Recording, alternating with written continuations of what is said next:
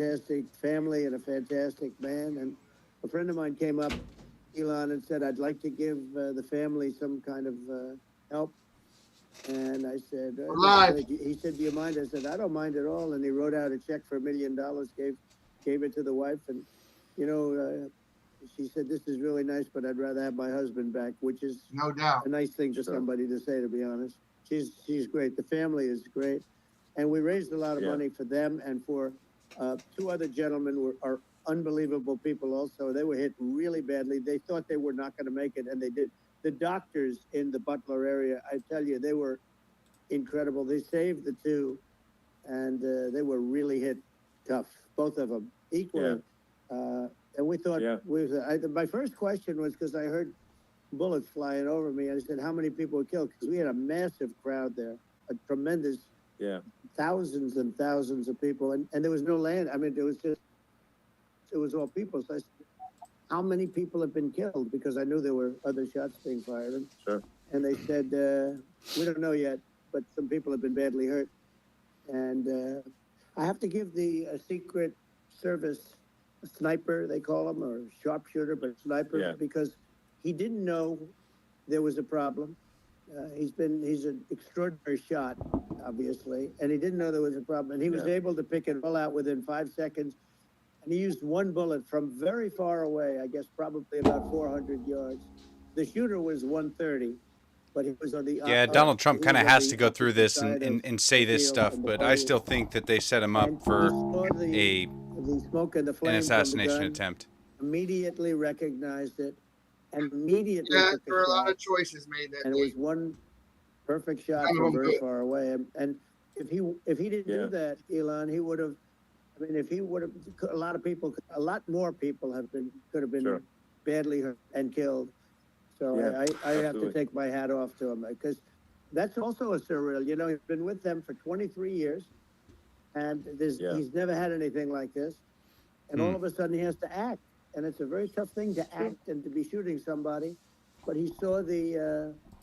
If you guys didn't know, there was a big DDoS attack, which is basically where they attack the servers that host the spaces, or maybe not even just the spaces, but the servers that host X was massively attacked. So they really, really didn't want Trump and Elon to speak. From long range, one bullet. That didn't happen because the shooter had a lot of bullets. He had a lot of cartridges up there with him. So would have been great. I still don't think he was the only one. You know, he was very competent in taking that shot to stop the attempted assassination. But I mean, there does seem to be, some pretty significant failings elsewhere in the system. Like, there's just no way that, like, how on earth does a shooter get on a roof 130 yards away? Thank you. Thank you, Elon. Crazy. I think most people people are wondering how on earth could such a thing happen. Well, you know, I view it as two ways. There should have been nobody on the roof. There were people, because there were so many tens of thousands of people there. There were people that were seeing him, and there was one woman with a red shirt, and Trump all over. Lots of people saw him Screaming. Well, that guy's got a gun. You saw it probably. FBI, you name it. There's a guy up there with a gun. I mean, it's like, I guess, for my part, and I think probably many members of the public are wondering, how the heck are, basically people wandering by, pointing out there's a guy on the roof with a gun. And they're seeing it, but somehow it's not being addressed. That does seem crazy. Well, they're going to learn from this. The communication between the local police, who sort of had an idea, and then ultimately a man lifted himself up to the roof, could barely do it because he was pulling himself up, and he saw the man with the gun. The man with the gun pointed the gun at him. He thought he was probably going to get shot, but he was like pulling himself up, and because of that, he couldn't get to his gun, and he fell down. Actually, very badly hurt his leg. I feel like Trump is making excuses for him now. Badly, but Man, just say that you need to look into it, and that's it. There's a guy up there with a gun. I don't think you should be making excuses for these guys. The shooting started There's too very many quickly. questions about it. I think They tried to take him out. Maybe quick. And they really allowed it to supposed be a happen. very good shot. Yeah. My sons, Don and Eric, they can't believe what happened, but they said from 130 yards, a bad shot would hit that target almost every time. They said it's like in golf, sinking a 2-foot putt. Not with iron sights. It's not a No, tough shot. it's not a long shot. The Secret Service person had the long shot. He had 450. triple the distance actually. So it was a terrible thing. It's hard. I have to say this about the Secret Service. When I went down, and I went down based on I think they're screaming, but other people also, because people saw this happen. You had so many people. One of the miracles was that nobody ran. I mean, if a gun goes off, the crowd. That's control true. People showed us this. When guns go off, and it does happen in stadiums, at a soccer match or some kind of a match, everybody flees. They call it a stampede, like cattle. Yeah. But everybody, and a lot of people get killed with those stampedes. We had more people than you'd have at, some of these matches or these games, and nobody left. You had a small group behind us, and the Classic Trump. and that was full. We had more people, more. As it was But he's bringing up a really good point, though. They saw that I was. It's one of those things. Question too. And they saw that I went everybody down, stayed in their seats. and it's almost like they wanted to be with me. Well, out front, you had thousands, tens of thousands of people. As far as the eye could see, you had people in Butler. As far as the eye could see, and Let me turn and a lot of press too. It was, many cameras on watching this. It's what makes it so different, because normally things happen that aren't good, but you never have a picture of it. Here we have all these cameras shooting it. So, sort of amazing. But one of the interesting things was that you didn't have anybody flee. You didn't have anybody stampede. Sure. Nobody. And there were some people behind me, they stood up and they're looking like, I'll tell you, you want to have them in a foxhole with you. I want to meet some of those people because it's so different from what you heard. But so I was down, but the Secret Service guys, there were bullets flying right over my head. You could hear them go whizzing. And these guys came jumping on top of me, and a young lady, Kate, they moved so fast. And let me tell you, that took tremendous courage. Now, there was a lack of coordination. There was, obviously everybody understands that somebody, that building should have been covered. And I mean, that was I the think big that, thing. looking at the aerial views, that building would be like the #1 spot for a sniper. I mean, it's like if you were to pick, like, what is the favorite, so if the goal is to assassinate, what's your favorite spot?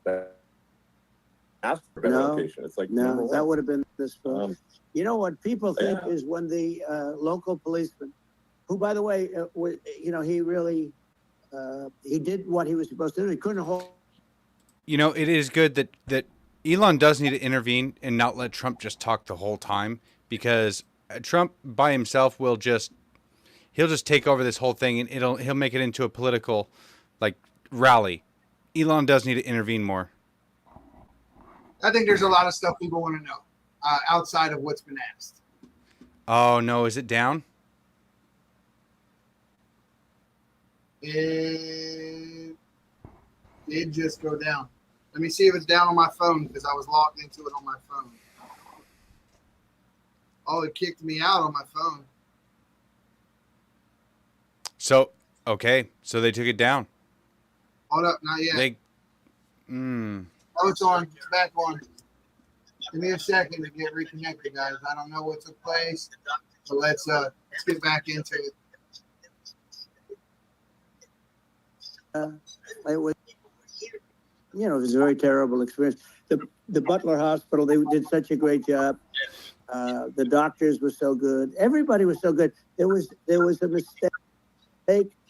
If somebody knew, because people were hearing that, there was just a bad feeling that somebody was around. You know that story now. It's been if somebody could have said, because they've oftentimes said, like there'd be a lightning storm or something. Because I've done, I think, over 300. I think I did a lot more than that, but we did a lot, and oftentimes. Very strange.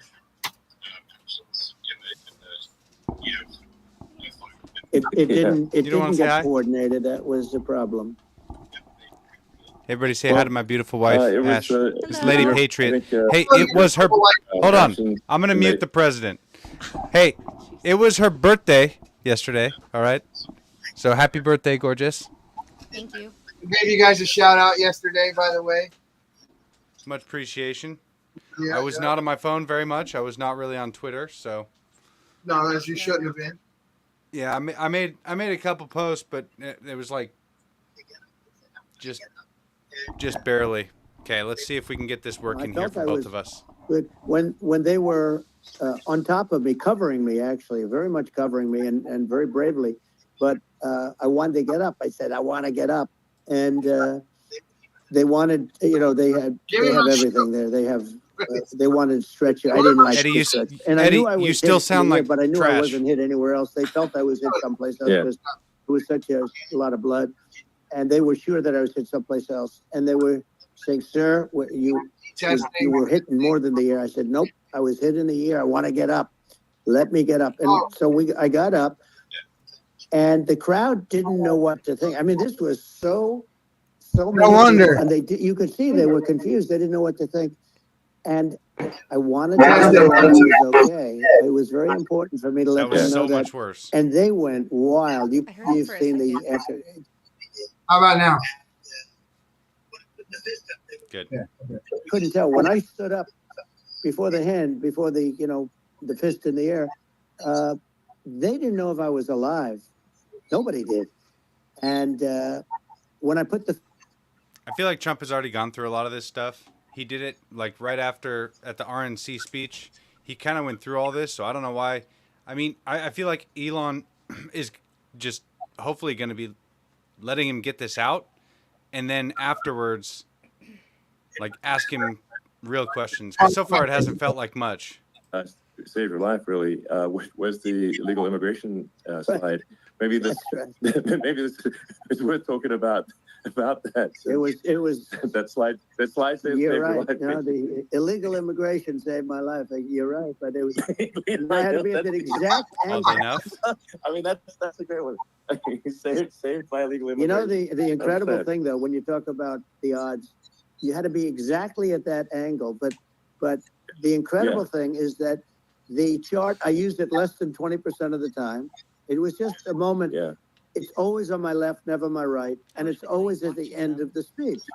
So I know. I think that's the only problem with X. It's on the right, just the not the fact left. that he's running It's at a the beginning, space not the instead end. of a live And even stream. the people that put because it he up, could they have were run a live unprepared, stream. and they did a great job. They got it up The immediately. live streams crash fortunately. all the time on X. That's But one of the. I looked That's to actually one of the right, main problems and the bullet, with X. and the bullet came whizzing by, live hitting my stream. ear. So it was amazing. But when you think of the odds of that, and you know that normally you wouldn't use it. Normally I wouldn't have the thing, and then it would have been a very different story. It's very much, I say, an act of God. It's a miracle that it happened, and I'm honored by it. This is one of the best points Trump can bring up, and actually a point that I would like to say. What were you about to say about illegal immigration before you were rudely? I wonder if we can pause. Can we pause this and speak for a second there, Eddie? And we're going to go back. Is there any way to pause? Okay, Yeah. cool. All right. So I have actually some family who say that Trump is the Antichrist. And one of the things that you guys should realize is that after Trump had this near-death experience, he's giving all the glory to God. And he's praising God and saying that this was an act of God and we should be grateful to him. And that's pretty much it. I mean, the Antichrist is supposed to be claiming that he's God. So that just kind of debunks the whole thing right there. Well, I could tell you, like, when I was there and I was right next to him, I did see like an aura. It was orange. It was an orange aura, and it surrounded him. Cheeto dust falling behind him. Oh, yeah, dude.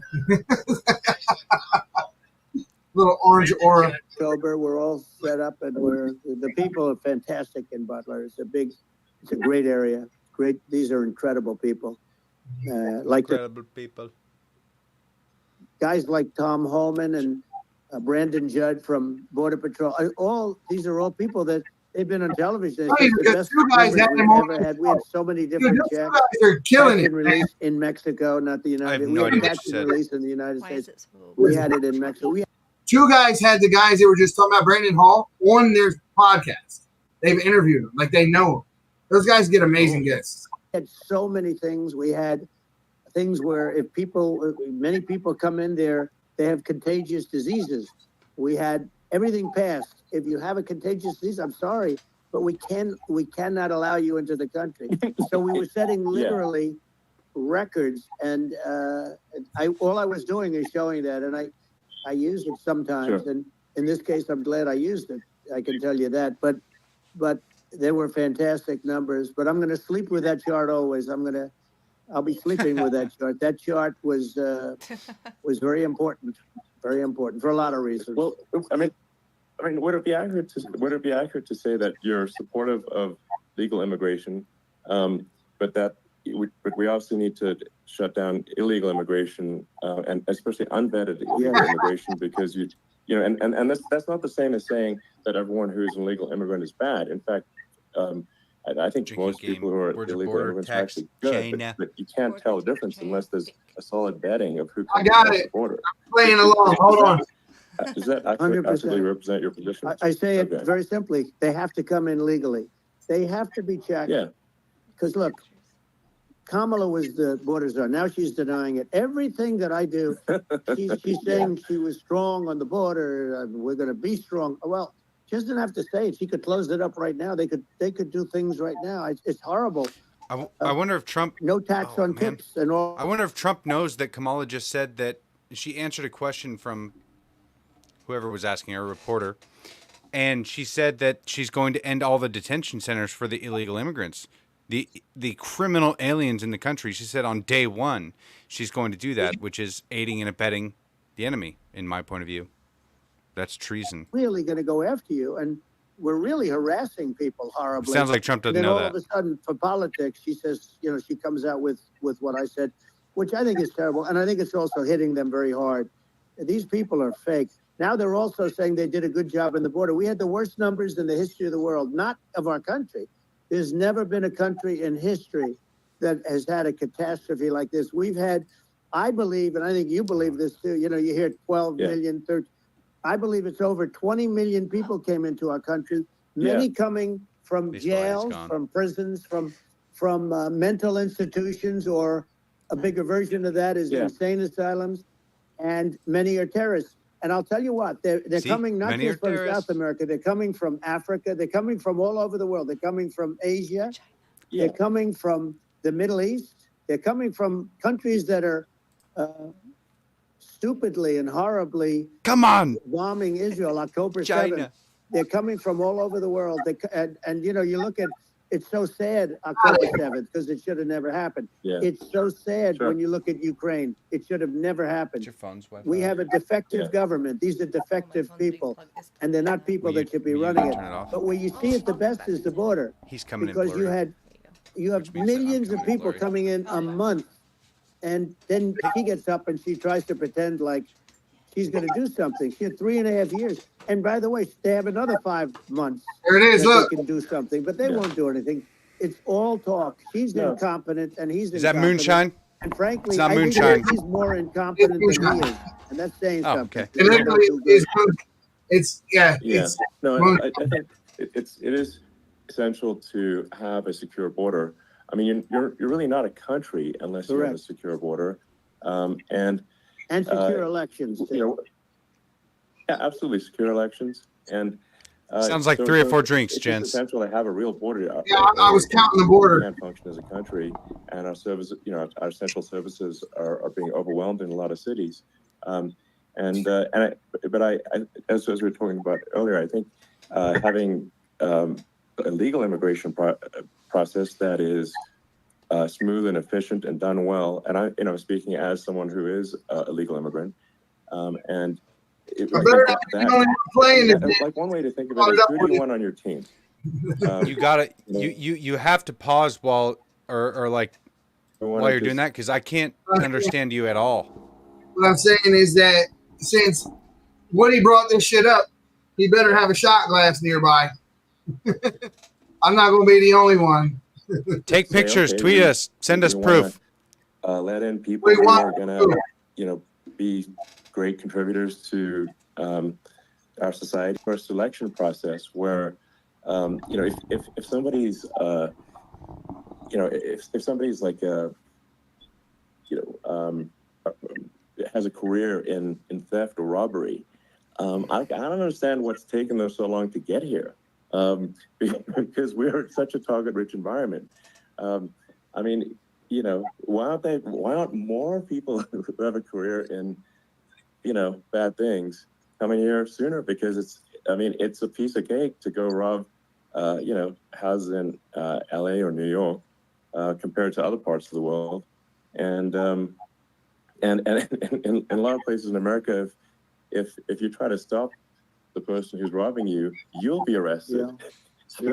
It's right. That's not wrong. In Maryland, where I'm from originally, if someone breaks in your house and they steal your life savings and they're running and they have their back to you and you run out the door and they're running out the door and you kill them, it's a murder charge. Well, that's almost anywhere nowadays, or liberal wise, Yeah, I mean, if I kill you coming in the front door of my house in Nevada, you don't even have to make it in my door, and I can shoot your ass. It won't matter. They'll give me a medal for it. Put me on the news, and that's the way it should be. I mean, what's happening with crime, and our police are so good, but they're not allowed to do their job. But I have to tell you, Elon, I hate to say it because it's such a downer to say it. I hate to say it. Yeah. Delivering them into that's what Castro did. Yeah, well, he did on a much smaller scale. Yeah. It was a much smaller scale. But this is a massive scale because this is being done worldwide. I keep trying to request to speak, hoping that sooner or later I can get a spot. Yeah. But they say. But here's what's happening. Crime all over the world is down. And wait till you see the numbers that we have. This is migrant crime. This is crime. And I saw it today in New York where somebody was knifed. I got one through. It said request now sent to Donald Trump. So we'll see if he approves of it. Where they raped the I'll girlfriend request as of a well. man Why that not? stood there watching in New York in one of the shelters and started pulling out the knives, and bad things happened to them. 1.2 million These are concurrent criminals that make our listeners. criminals look like Whoa. nice people. I hope it's horrible what they do. most likely. And she's in charge of it because Again, I have no idea what you said. I don't know why, but when there's maybe it's my sound, but whenever there's another noise going, and you speak, it comes in like. Yeah, I think it's because I don't know. I think it's because your input output on yours, because you're up your internet speed. Because when you speak, it don't matter if I'm speaking or not. I hear you loud and clear, just fine. But what I'm saying is that with 1.2 million people listening here, I would have to believe that this is going to have a hard time staying up.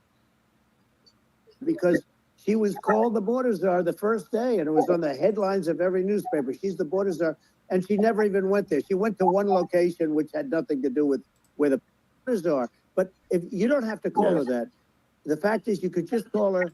She was in charge of the border, and the border was the worst ever. It's simply not working. No, it's horrible. Whether it's a question of intention or competence, either way, we don't have a secure border, and we have people streaming over like it looks like a World War Z zombie apocalypse at times. And sometimes you got to sort of wonder, like, is it real or not? So because you see things, you're like, is it real?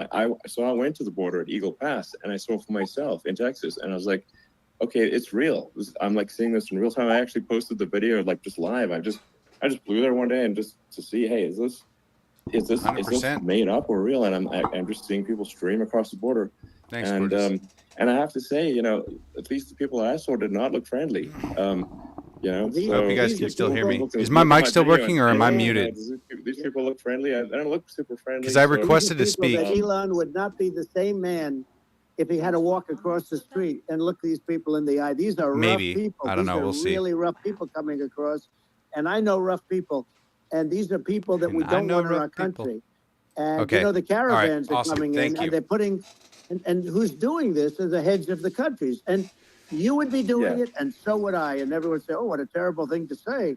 The fact is, it's brilliant for them because they're taking all that's of not their not bad it. people, really bad people. And I hate to say this, Bad people. the reason the numbers are much bigger than you would think. No, it's been is like they're a also Trump picking rally the so far. non-productive That's what it people. Now, feels these like. aren't people that will kill So you. Liberty was We asking, have enough of them. anything But happened so these far? are people that are non-productive. Not really. They are just He kinda non-productive. reiterated- I mean, for whatever reason, they're not Yeah, yeah. workers or they don't. He kind of reiterated exactly what he said right after he got shot at the RNC. And then, I don't know, I feel like Elon, he's not really asking many good questions so far. So, Give him time. not sure. Yeah, all right, I'll give him time. Hey, everybody, again. It was my wife's birthday yesterday. So, happy belated birthday, gorgeous. Thank you. Provide. Eddie's smoking. Where's he been for 3.5 years? For 3.5 years, Yeah, no, this, we have 20 million people I for think is it. It's a terrible. Yeah, I think this, frankly, I think this is a fundamental existential issue for the United States. And if we have another 4 more years Someone said of, they hear of you. open borders, and it's going to be even worse with another 4 more years, it's going to be even worse than it's been Thank for the you. past, 3.5 Ghost. years. I'm not sure we've got a country. You don't left have a country at that left. point. Elon, if Whoa. they get in, you will have 50 to 60 million people from all over the Million. world. Million? Not South America only. You know, we think of South America, we think of Honduras and El Salvador, Guatemala, You didn't and say Mexico, you know, the 4. But I felt it's like not Million that. was one of It's them. She just wanted to everywhere. drink. They're coming I in wanted to from open my drink. everywhere. And I had to stay in Yeah, I Mexico. think this is a super important Yeah. point. Like people, it's like basically when I went down there, I was like, well, where are people from? It's like almost no one was from Mexico. No, to be clear. Mexico left. It's just less it's just than the the others. border. It's just the border with Mexico, but the people coming in, it's Earth. The rest of Oh, yeah, Earth. border. Border. And America is You gotta only take the border word about out. 4 or It's 5% too of the much. population of Earth. It Yeah. would only take a few percent of the rest of Earth to overwhelm everything. In We're the US. already So- overwhelmed, Elon. We're overwhelmed. You had to see the news tonight about New York, and I Hey, love that place and what they're doing. yeah, to I don't it know. is I don't know if I horrible could what they're doing to it. shut Trump And all up the either. courts do is they Yeah. try and focus on Trump. Okay, then let's. Hey, FYI, guys, everyone watching, in about 15 minutes here or less, we are going to be cutting the feed to X. So if you're going to watch the remainder of the panel, jump over into the Rumble page, rumble.com/the Patriots Prayer. That way you And can finish the- watching. Go ahead. The reason is that we've had a lot of complaints and troubles with live streaming on X. So we want to switch people over to the Rumble channel because we do have a Rumble channel that we stream on every time we stream on X, but it runs a lot smoother. Plus, we can actually make money there to help improve the podcast. I mean, we don't make much. We made like, a very, very, very $50. small amount last time. He's telling the truth. We made $50 last month, guys. But if we had Last all month. Last month. 10,000 plus of you over there, we'd make that per episode. So if you want to help Yeah. us out, the biggest way you can help us out, I'm going to feed off your birthday. You want to give Lady Patriot a birthday present? Go over to the Rumble page and watch us on the Rumble page. She Leslie- got all new pots and pans. Yeah, I got new pots. Oh, was- wow. You didn't get her, oh, wow, dude. You didn't get her vacuum cleaner? You didn't get her sandwich making kit? We That's have a nice crazy. vacuum cleaner, okay? It's very nice. Back to Trump. focus on Trump. He did nothing wrong. I complain about a rigged election. Elon, what's happened is unbelievable. You have from Africa, from the Congo, they're coming. Bottom line is they're all going to be at 100%. Why wouldn't you put 100% of it? Yeah. And Oh, breaking news just came out of left field, guys. I want to make an announcement, let everyone know. Ow. Those are scabs. Hey, guys, It's just a to let brand new everyone touch know, I got today. real quick, we are no longer streaming the political badass as a part of the Patriots Prayer Network. Damon Galdo will be continuing on with us, but they want to do their own thing, and we wish them the best. So, Eric, we wish him the best, but he will not be on the Patriots Prayer Network anymore. We will be filling that slot on Saturday. We have so many people we're bringing on, guys. So just wanted to let you know that. So if you're not following him on Rumble, keep doing that. Anyway. They're doing it right now while this third-rate phony candidate. Don't forget, I beat Biden. He failed in history. And one of the reasons he was so bad, first of all, the Israeli attack would have never happened. Russia would never have attacked Ukraine, and we'd have no inflation. And we wouldn't have had the Afghanistan. Hold on, hit pause for just a second. And we wouldn't have had you know what I think Afghanistan. one of the most frustrating parts about this is that, like, we all know this stuff, right? Maybe that's why this feels kind of redundant to me, because all of this stuff that he's saying, like, I've listened to a couple of his rallies, and like I know his talking points, so it feels like he's just doing a Trump rally again. And I really want them. I want Elon to like probe Trump. Give him a minute. I guarantee you he will. All right. That's what I said. I'm waiting. Give him a minute. He will. Elon's not going to let him get out of there without some. Come on, man. This dude, he built a rocket that lands itself. He's going to have some questions. All right. It's like, don't mess with me. I mean, don't mess with him. You heard. I think people are not going to be, and they obviously have not been at all intimidated by Biden, and they certainly will not be intimidated by Kamala. And you have to really think of that in the context of global security. That's that if the American president is someone that, it's not good enough. Evil dictators are scared of, that makes a huge difference to the security of the world.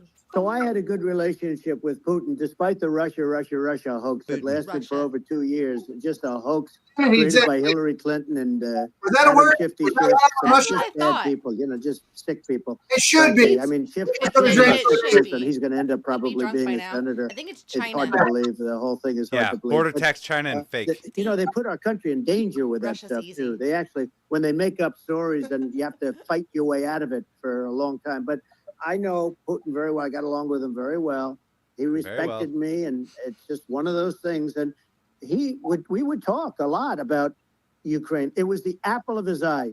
But I said, don't ever do it. Don't ever do it. I shut down Nord Stream 2. That was the big oil pipeline, the biggest pipeline in the world going all over Europe. I shut it. Don't do it. Don't you ever do it. Don't do it. Yeah. Biden came, and then they say, I loved Russia. I was a friend of Putin, and I loved Russia. No, he actually said to me one time, he said, if you're my friend, I'd hate to see you as an enemy. I shut down his pipeline, the biggest pipeline. They were looking at that to fund. Oh, yeah, and then that pipeline mysteriously. Pathetic president gets in there, and the first thing he did, one of the early things he did is he shut down Keystone XL pipeline, which is our pipeline that would have employed 48,000 people, pipeline workers. After he promised that is not what he would do. He promised on the campaign trail that he would not do that he would not end fracking. And Kamala Harris reiterated that same sentiment. And yet, the first week he was in office, he undid all the Trump-era policies and put a ban on fracking and put an 8,000 limit lease on federal land for drilling for oil where there were no geology reports at. So he made sure all the available leases were in areas where there were no oil.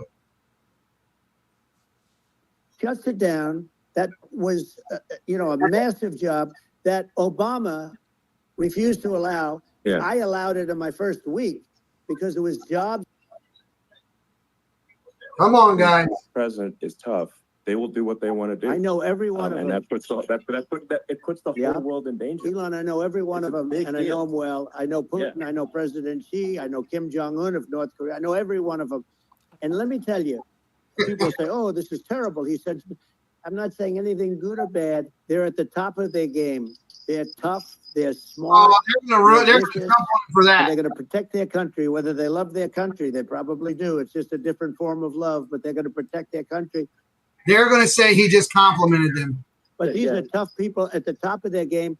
And when they see a Kamala or when they see Biden, like really, Joe, I don't care what the mainstream says. I don't think anybody should care what the mainstream media says because they're always going to lie, no matter what. We have a governor here in Washington right now No. Excuse me. We have a candidate running for governor. His name is Dave Reichart. He just won the Republican nomination, and he is trying to placate the media. He's trying to be like, I'm not actually a Nazi. No, like, I know you're going to accuse me of being a Nazi because I'm white and I lean right, but I'm not actually that way. So I'm going to compromise on all of my values instead of actually just living his values and expressing them in a stern manner, saying, these are my values, this is what I'm going to do.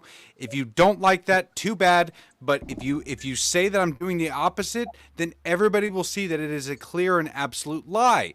That's what Trump needs to do right here. Exactly. And I want to offer this and this is just an impromptu thing. The first follower on X, we're getting ready to leave X and go over to Rumble. The first follower on X that DMs me that they want to join the panel, we're going to bring you in. Ooh. We're going to bring you in. I don't care who you are. Whoever it is, you DM me right now, and we're going to bring you into the panel. What are they DM at, Eddie? If they don't know, that's crazy. That's crazy. At the Patriots Prayer on X, guys. First DM that gets me, well, I'll put it this way, the first two. The first, we'll bring two of you on. The first two that DM me, I'll send you a link. You can come on to the live. We can do this panel together. They can't believe this happened. All the stuff that you're seeing now, all the horror that you look at Israel, they're all waiting for an attack from Iran. Iran would not be a long period of time. I said, what's the biggest problem? He said, North Korea. I had that problem worked out very quickly. It was nasty at the beginning with Rocket Man and all the different things. Yeah. But all of a sudden, I got a call. There were some epic tweets, by the way. Yeah, they were. Like, they were epic. Everything. He said that he has a red button on his desk. I said, I have a red button on my desk too, but my red button is much bigger, and my red button works. And then I called him Little Rocket. Excellent Man, troll. Trump is next level in trolling. He does need to come back to X. Yeah. And they said they want to meet. They want to meet me. And we met, as you remember, we met in Singapore. We met also in Vietnam. And I got along with them great. We were in no danger. But President Obama thought we were going to end up in a war, a nuclear war with him. And let me tell you, he's got a lot of nuclear stuff. Exactly. He's got plenty of nuclear. He can do plenty of damage. So. Yes, I mean, it's because, of course, people like Kim Jong-un, they respond to strength, not weakness. Well, he and I had a good relationship. Remember I met him and we walked onto his land. Nobody ever walked onto his land before.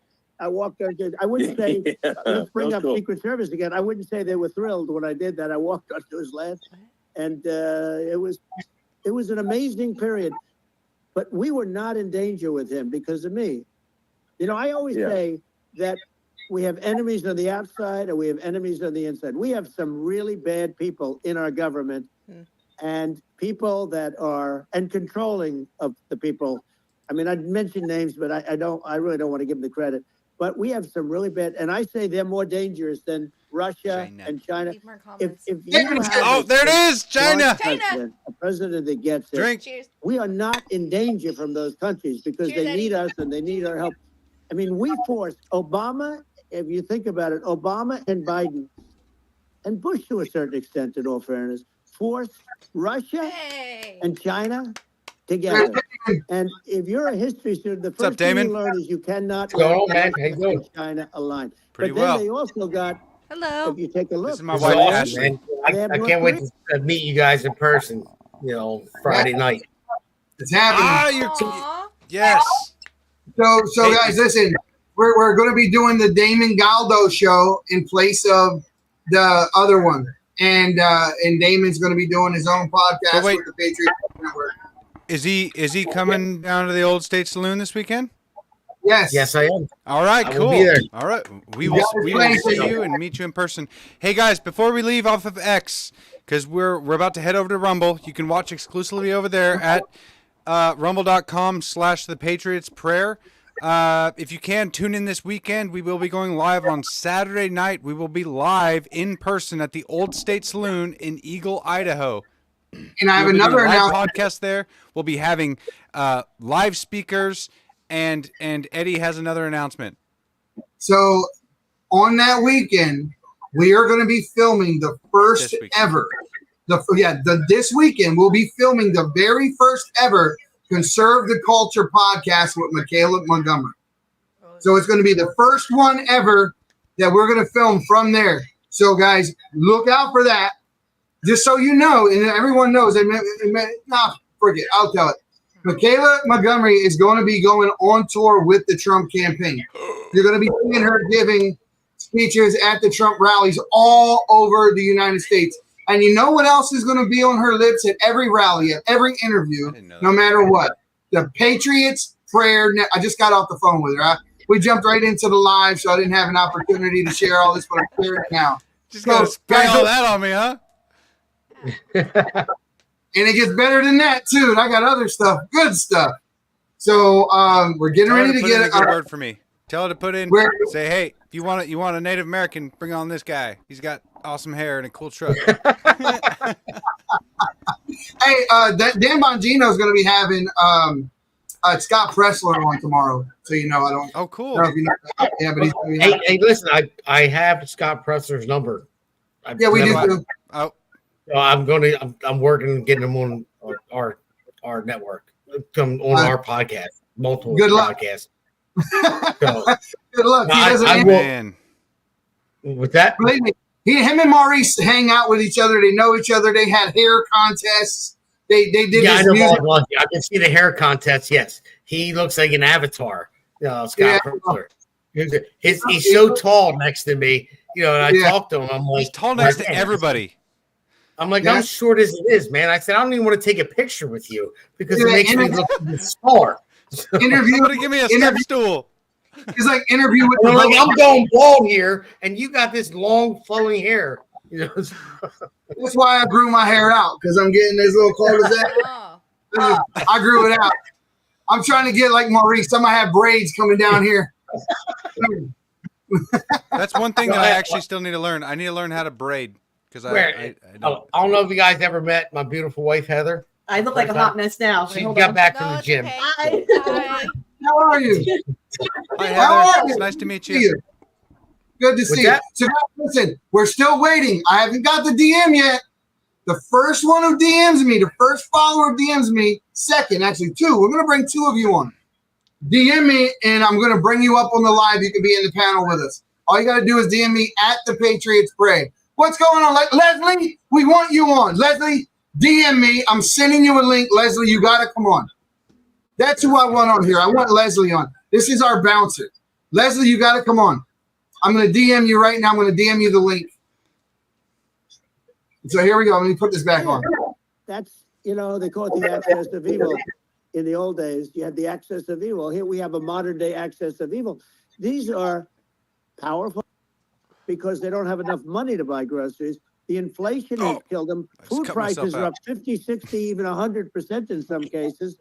And this stupid administration allowed this to happen. And it's a shame. And that's the thing that people most care about, in my opinion. They care about the border a lot. And we discussed the border at great length. It's nice to have a forum like this where I can discuss at huge something. Length. Border, drink. And by the way, you think Biden could do this interview? Do you think that Kamala could do this interview? They would take a pass on you. No, they could not. So they don't need Elon. They don't need Elon screaming out questions. It's pretty sad when you think that somebody that does this for a living can't answer a question or is afraid to do an interview. And in her case, with a very friendly interview, she's got all friendly interviewers. It's pretty sad. Absolutely. But the big thing now is the economy, Elon. And as much as we love it no I matter view what you look nuclear like. is the single most important thing, but a lot of people don't understand that. But Leslie, I sent you the link. Put a brush to your hair. Come on. I sent you the link. Everybody wants to see you. I want to see you. Everybody wants to see you. Look at Damon. He can't wait to see you. It's crazy. You see that look? He looks like a hot mess too, I do too. I'm still in my work clothes. Hey, put your camera where your head comes to the top of the screen. You look like you're sitting at the kid table. How about that? Yeah, I was on a whim. I didn't know you guys were on, so I just jumped in my laptop. If I understand it, that's all you need, because if I was president, you're not going to have that kind of a problem. But the thing that they really, it's making them angry is, well, and that I think a lot of Yeah, a lot of people just don't understand where inflation comes from. Inflation comes from government overspending because the checks never bounce when it's written by the government. So if the government spends far more than it brings in, that increases the money supply, and if the money supply increases faster than the rate of goods and services, that's inflation. You know what? I actually made it. So you want to hit a pause really to quick? I made a point on this today because this is also one of the problems that not only does it create inflation, but paying people for no production creates laziness, right? It's one of my oppositions against paying natives on the reservation and reparations in general, right? It's the modern day version of slavery. If you're paying people for no production, and it's some mythical thing, or not mythical, but some historical I don't know how to word this right now, but basically if you're paying people, it will tilt towards tyranny and corruption, because in all reality, I mean, you can't just keep paying people while they're producing nothing, because they will absolutely. Hey, look who it is. Money supply. Hey, Woody, you have to turn your sound down in the background, dude, and I'll bring you back up. Give me a thumbs up when your sound's down. I'm gonna let you go. Okay, I love you. We need to reduce our government spending, and we need to re-examine. I think we need like a government efficiency commission to say like, hey, where are we spending money that's is the cost of energy, not only gasoline, it's the cost of heating your house and cooling your house. That has to come down. It's gone up 100%, 150 and 200%, and that has to come down. When that comes down, and we're going to drill, baby, drill. You know, they stopped drilling, and then they went back to drilling because they went back to the Trump policy. But if they won the day after they get into office, this country will go out of business because they're going to go to an energy policy that's not sustainable. Wind and different things. You're not going to have anything. Yeah. And I know you're a big fan of the AI, and I have to say that AI, and this is shocking to me, but AI requires twice the energy that the country already produces for everything. So we're going to have to build a lot of energy if our country will be competitive with China, because that's our primary. They're saying China. They're saying that's it. Yeah, they say China. That's right. Now, just to speak on what he's talking about there, they say AI is going to take up so much bandwidth over the next year. By the end of the year, they will need to double broadband bandwidth rates. The tunnel will have to be made twice as large as it is now for us to keep the same internet speed we have now because of AI. Well, tell AI to fix that problem. On the AI, you're going to need a lot of electricity. You're going to need tremendous electricity. Hey, if you guys didn't know, this guy up here, this here is Woody, longtime follower, good friend. Nobody negotiates. Tunes in quite frequently. Everyone's smoking. I can't smoke in my house. I can't smoke either. They'll probably try and merge at some point. I mean, I don't smoke a lot, but I got these good cigars, man. They're good.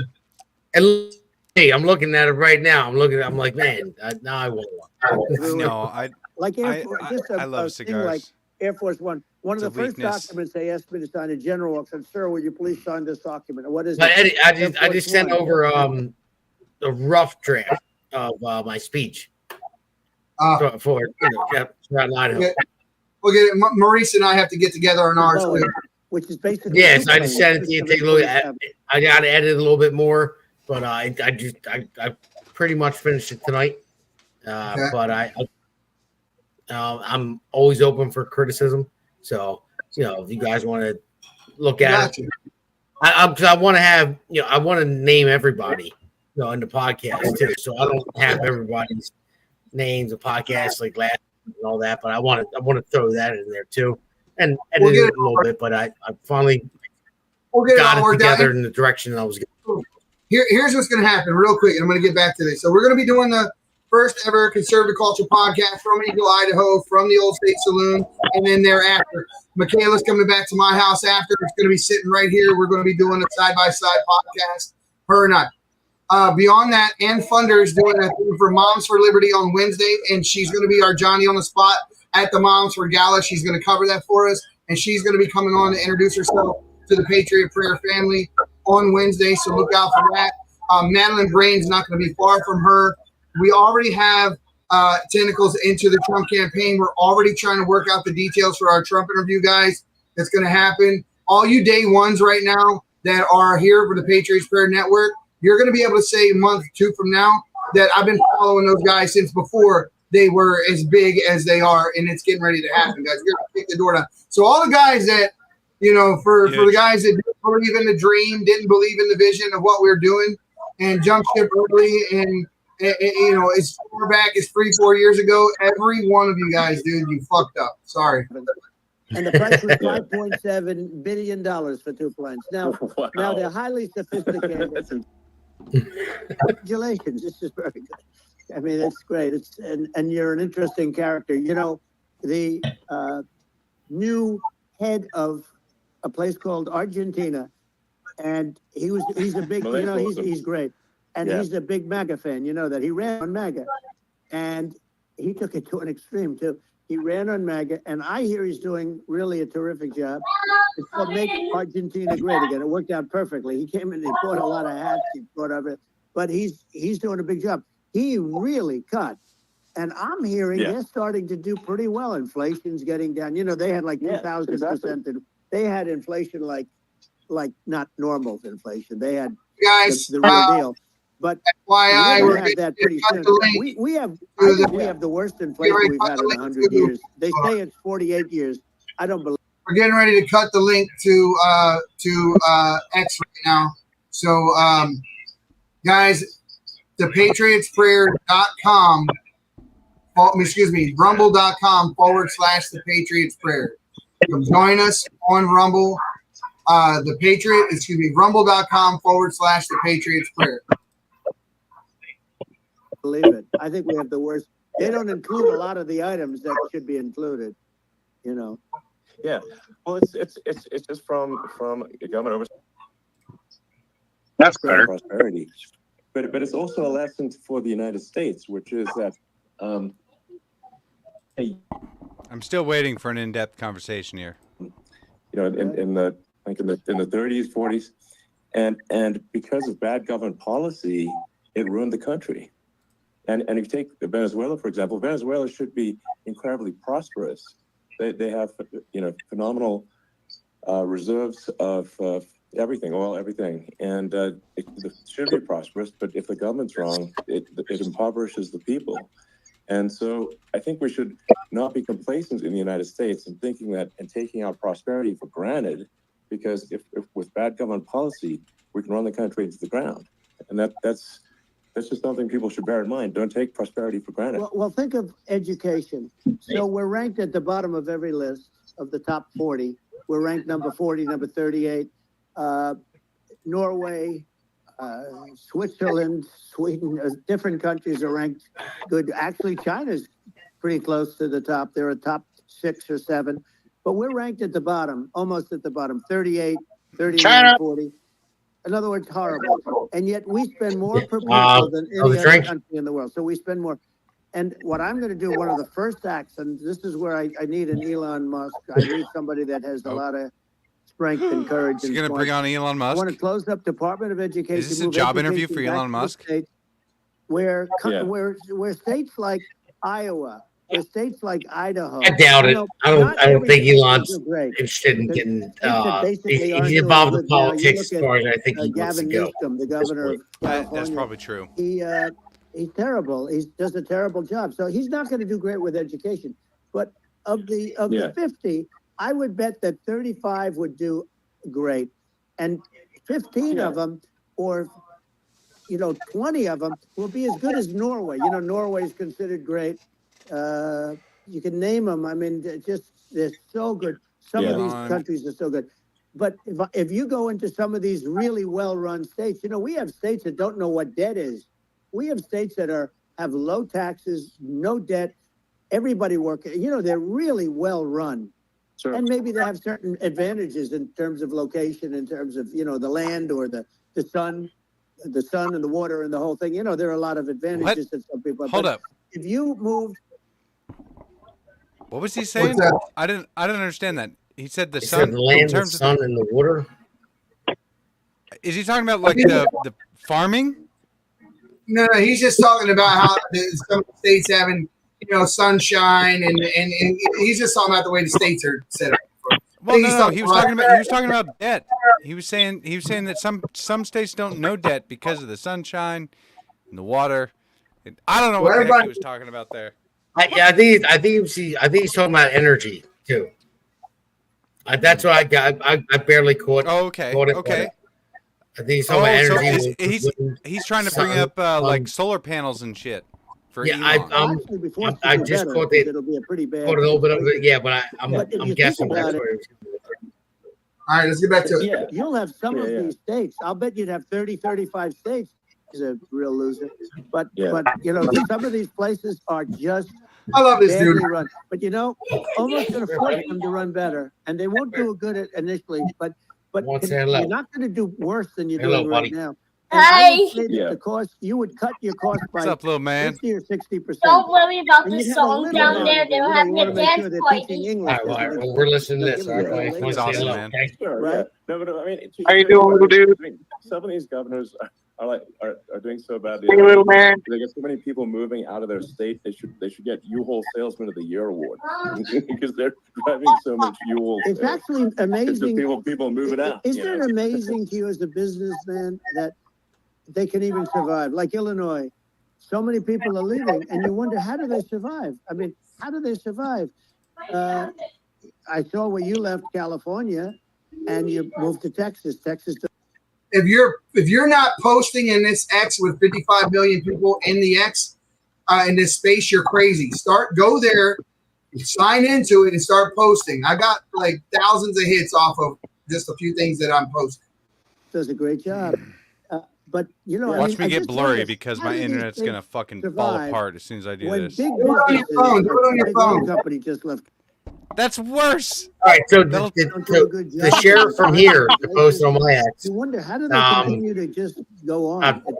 It's not. Like I said, I'm in construction. I'm wanting to build, I'm doing no problem. But how do I share this to X? If they risk All right, let him talk. bankruptcy and they're not getting bailed out by the federal government. Right. Well, That's the only thing that's going to get them changed. You remember the area in California where they had that, where I guess somebody had sticky fingers and they stole a lot of money, and they went into a form of chapter, and it was very nasty for a period of time. But now it's probably the most popular place in all of California. There we go. So at some point, something like that may have to happen. Am I getting blurry, guys? But the problem is,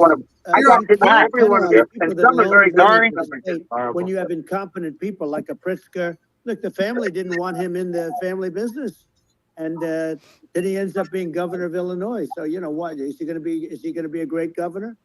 That won't happen again. You have people. I could name every one of them. I got to know every one of these, and some are very good, and some are just horrible.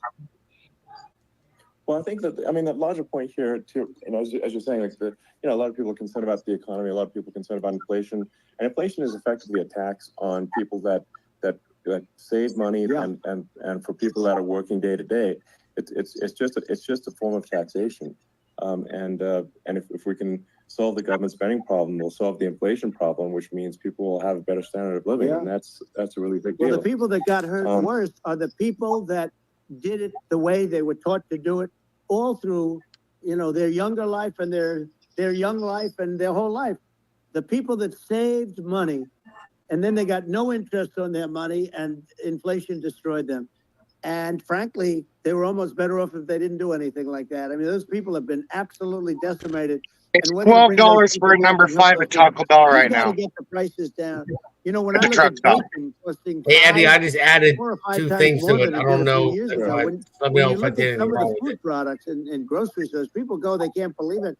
They used to be able to buy a whole cart, and today, a lot of people just don't have the money. They go in and they can't buy anything. They look at it's sticker shock. They call it sticker shock, right? No shit. I mean, this is one of the things. Okay, this is Eddie. You gotta pause this real quick. Okay, I feel like this is this space is more for the people like just starting to think about leaning towards Trump, or I mean this. So far, it sure feels like a basic interview. Like there's no hardball questions. Not over, dude. It's not over. Not over. Okay, give it a chance. Give it a chance. He's going to say all the same man. He's going to say all the same things. Remember, this is unscripted, unfiltered, uncensored. And I'm giving him a second. I guarantee you he gets a little bit off. I'm waiting, brother. You mean he doesn't have a prompter in front of him? He's just doing it on his own? Yeah.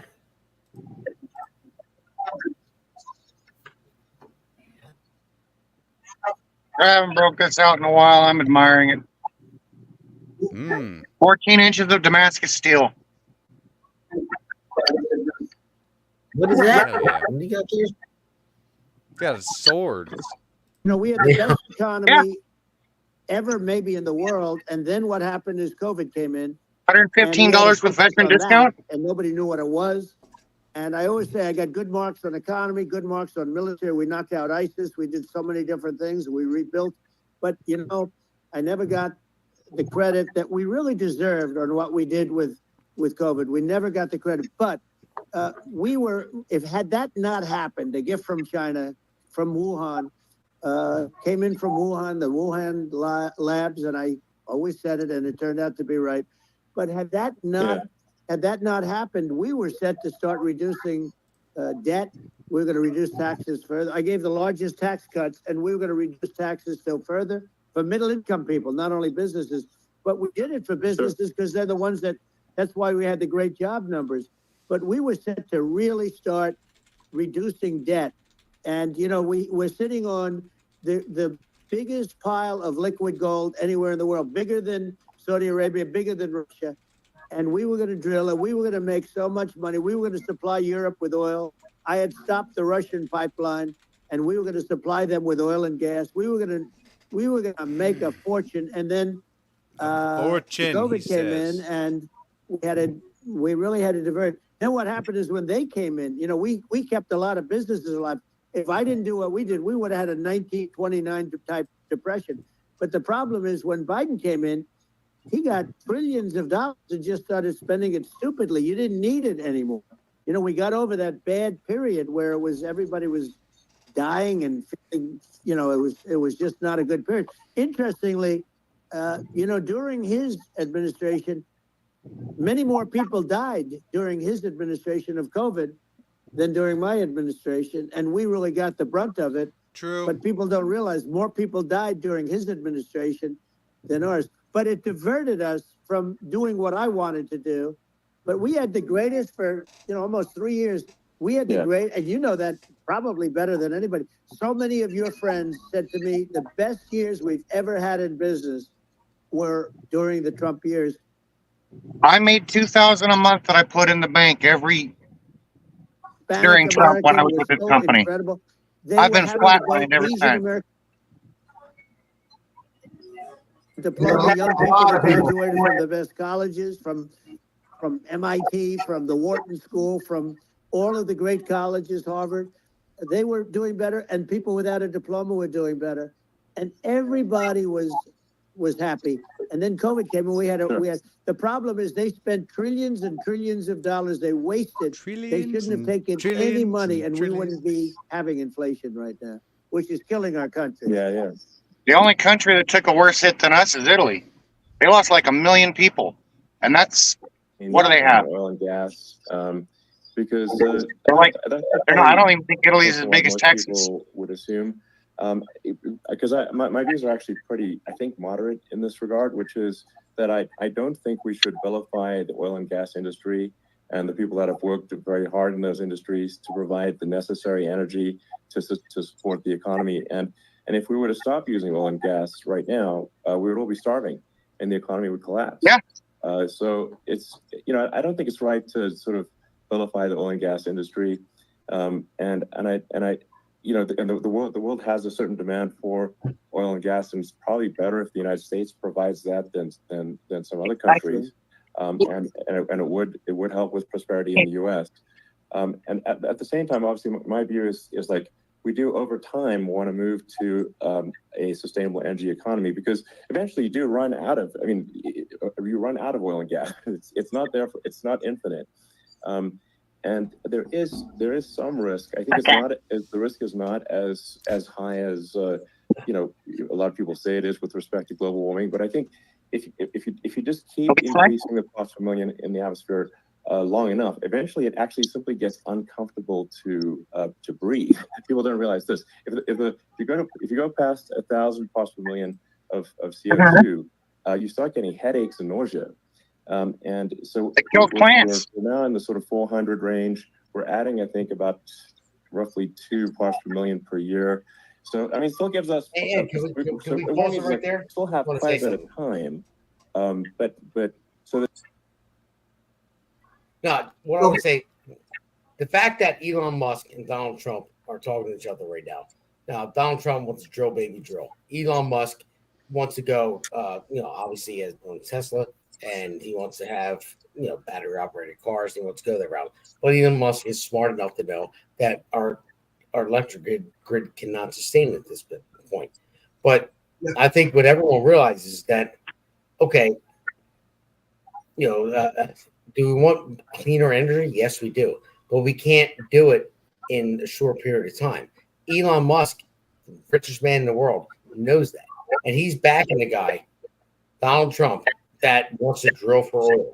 But he's also saying, his piece about it, saying that eventually that will happen. But the only thing is that human beings have the ability to adapt. So if the temperature on the globe is going to rise 1 degree. Not all of them, because Islam and Muslims are not adapting. They're trying to take over. Yeah, well, it's social Darwinism. So, only the strong survive. But we have the ability to adapt. And we can adapt to the climate. And at this moment right now, you cannot just kill an economy, you say you're going to go to straight electric, and you can't sustain it.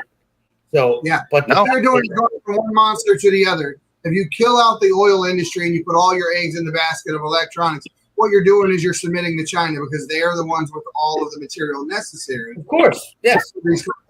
So all you're doing is creating one master for another. You need to diversify and let people make their own choice. Yeah, and that diversity is our strength. Yeah, let me go with the way back. We have a real plan. Let's get back to like we don't need to rush, and we don't need to stop farmers from farming, or prevent people from having steaks or basic. I think some of that it's problematic if it accelerates. If you think of the pollution from the 1980s, we saw it in every movie and TV show. You couldn't see out of Los Angeles, right? CO2. What fixed that? And natural gas. We don't want to get too close to 1,000 ppm, because that's actually makes it uncomfortable to breathe. Like just existing in 1,000 ppm CO2 is uncomfortable. That's considered like an industrial hazard, right? So it's that's actually start getting headaches and stuff. So it's even without global warming, it's not comfortable. So we don't want to get too close to that. But I mean, I think we want to just move over and if I don't know, 50 to 100 years from now, we're I don't know, mostly sustainable. I think that'll probably be okay. Guys, we got several people on the Rumble, but way less than half of them have hit that like button. Guys, if you're in the Rumble, smash that like button. Let's get the live moved up the list. Come on, guys, hit that like button. It's not like the house. And Elon had said 50 to 100 years. It can't happen in 5 years. To move towards. And how long did we go with railroads before we got to electricity? Electricity led to gasoline. Gasoline. Have, a stake, and they can still correct drive gasoline cars, and it's okay. It's like it's not. I don't think we should vilify people for it, but I think we should just generally lean in the direction of sustainability. I actually think solar is going to be a majority of us energy generation in the future, and it's certainly trending that way. And so you get the solar power, combining that with batteries. So because obviously the sun doesn't shine at night. Until one of those solar farms gets hit by a hailstorm. Charge the electric cars, and you have a long-term sustainable solution. And that's what Tesla's trying to move things towards, and I think we've made a lot of progress in that regard. But when you look at our cars, we don't believe that environmentalism, that caring about the environment should mean that you have to suffer. So I'm sorry, Eddie, check the recording. I just hit it by accident. I want to make sure it's still recording. I mean, they're cool. In fact, literally, I mean, the sexy Model S, Model 3, Model X, and Y spells out sexy. It's probably the most expensive. I just want to make sure it's still recording. I tapped it by accident. I don't know, I like cheesy humor, So, but I'm not. The thing I like about Trump is he's buy what you want guy. If you want an electric car, go buy it. You want a gas car, go buy it. Diesel, go buy it. Right.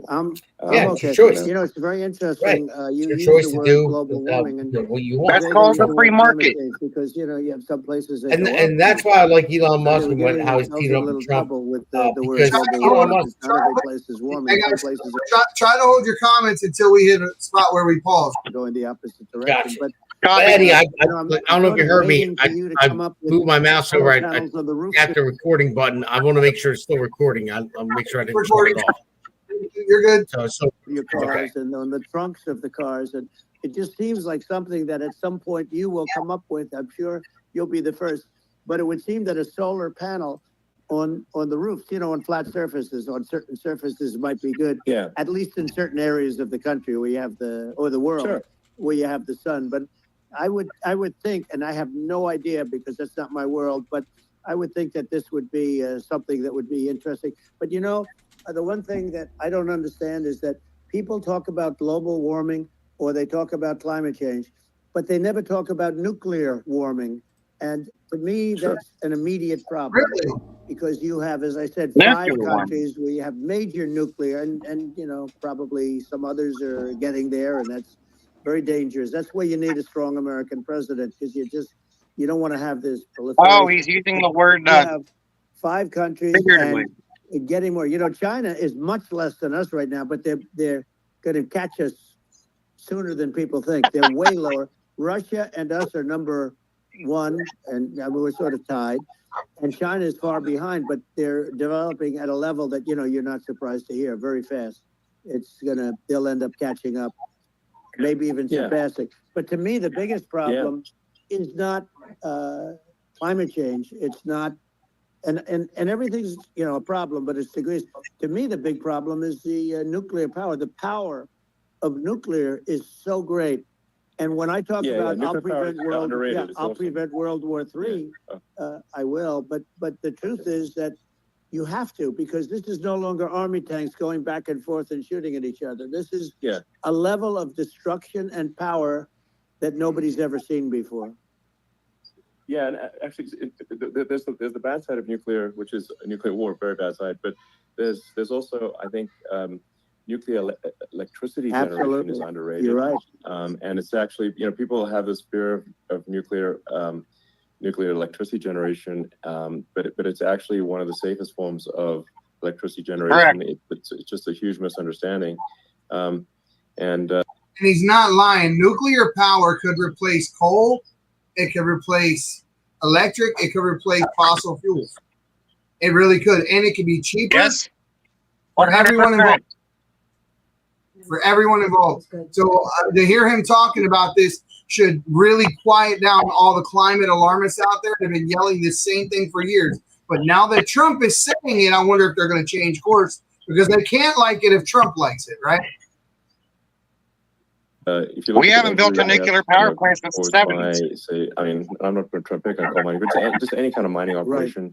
Right. There's a certain number of injuries. There's a lot of bad things happened, and they have a problem. And they say that in 2,000 years, people will start to occupy the land again. You realize it's pretty bad. No, that's not true. But you're right about it. It's actually not that bad. So like after Fukushima happened in Japan, like people were asking me in California, are we worried about like a nuclear cloud coming from Japan? I'm like, no, that's crazy. It's not even dangerous in Fukushima. I actually flew there and ate locally grown vegetables on TV to prove it. And I donated a solar water treatment, a solar powered system for a water treatment plant. And yeah, but you haven't been feeling so well lately, and I'm worried about it. No, but I mean, I'm only kidding. It's fine, you know. It's like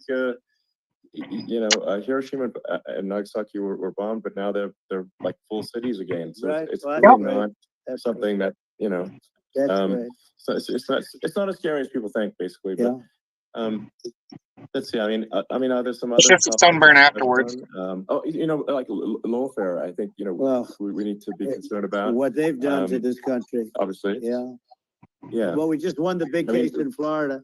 This was a Biden administration did something that's never been done in this country, and that's go after their political opponent, me, with this nonsense and just nonsense. In the big case in Florida, we won, but they always pick a judge and a jury, and they use the local DAs, they use the local attorney generals, like Fani, Fani, spelled Fani, Fani. And it's all a big hoax, and it's all run from there, like in Manhattan. The Bonnie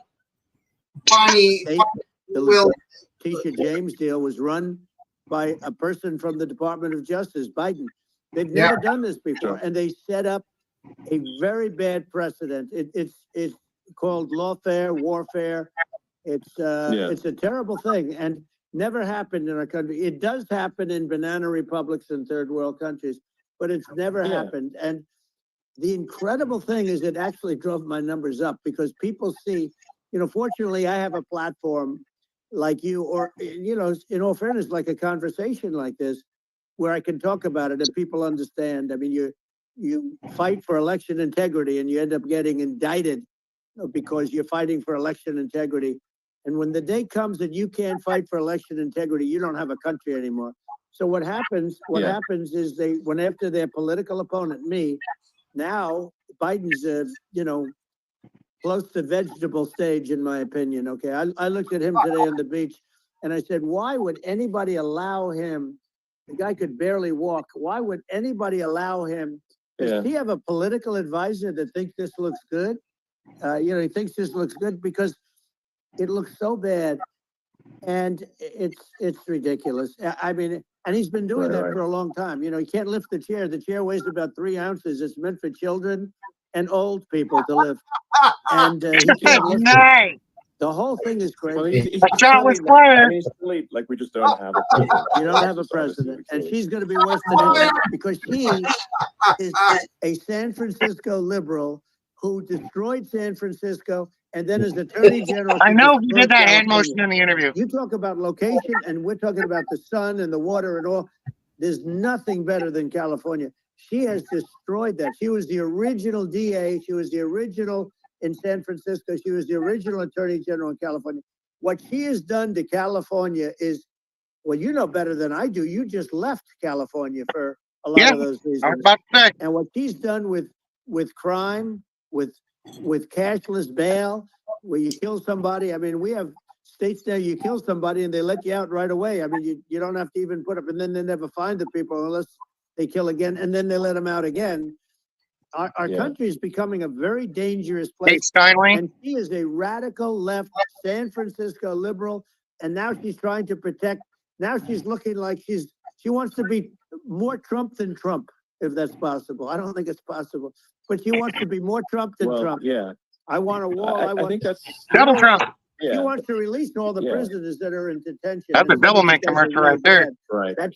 He said she wants to be more Trump than Trump. Like, you're the shit when you can talk about yourself in a third person. She doesn't want to build the wall, even though the walls work. Walls and wheels. In your business, everything you do is obsolete, almost, well, not the tunnels, but everything. We had such good numbers. I was going to add 200 miles. We bought it. We could have flipped it up in 3 weeks, and they sold it for 5 cents on the dollar. And we need to get that money back from the Democrats. They actually do want to have open borders. She wants to have open borders, and now she's going like she's tough on the border. It's such a lie. Yeah, this is simply not true. This is simply not true. And everybody knows it's it's not true. It's a disgrace that she can say it. No, I mean, obviously, what's happening sort of overnight is they're rewriting history and making Kamala sound like a moderate when in fact she is far left, like far left. Worse than Bernie Sanders. She is considered more liberal by far than Bernie Sanders.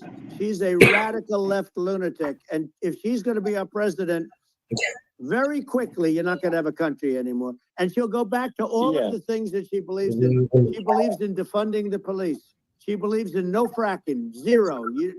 Now all of a sudden she's saying, no, I really want to see fracking.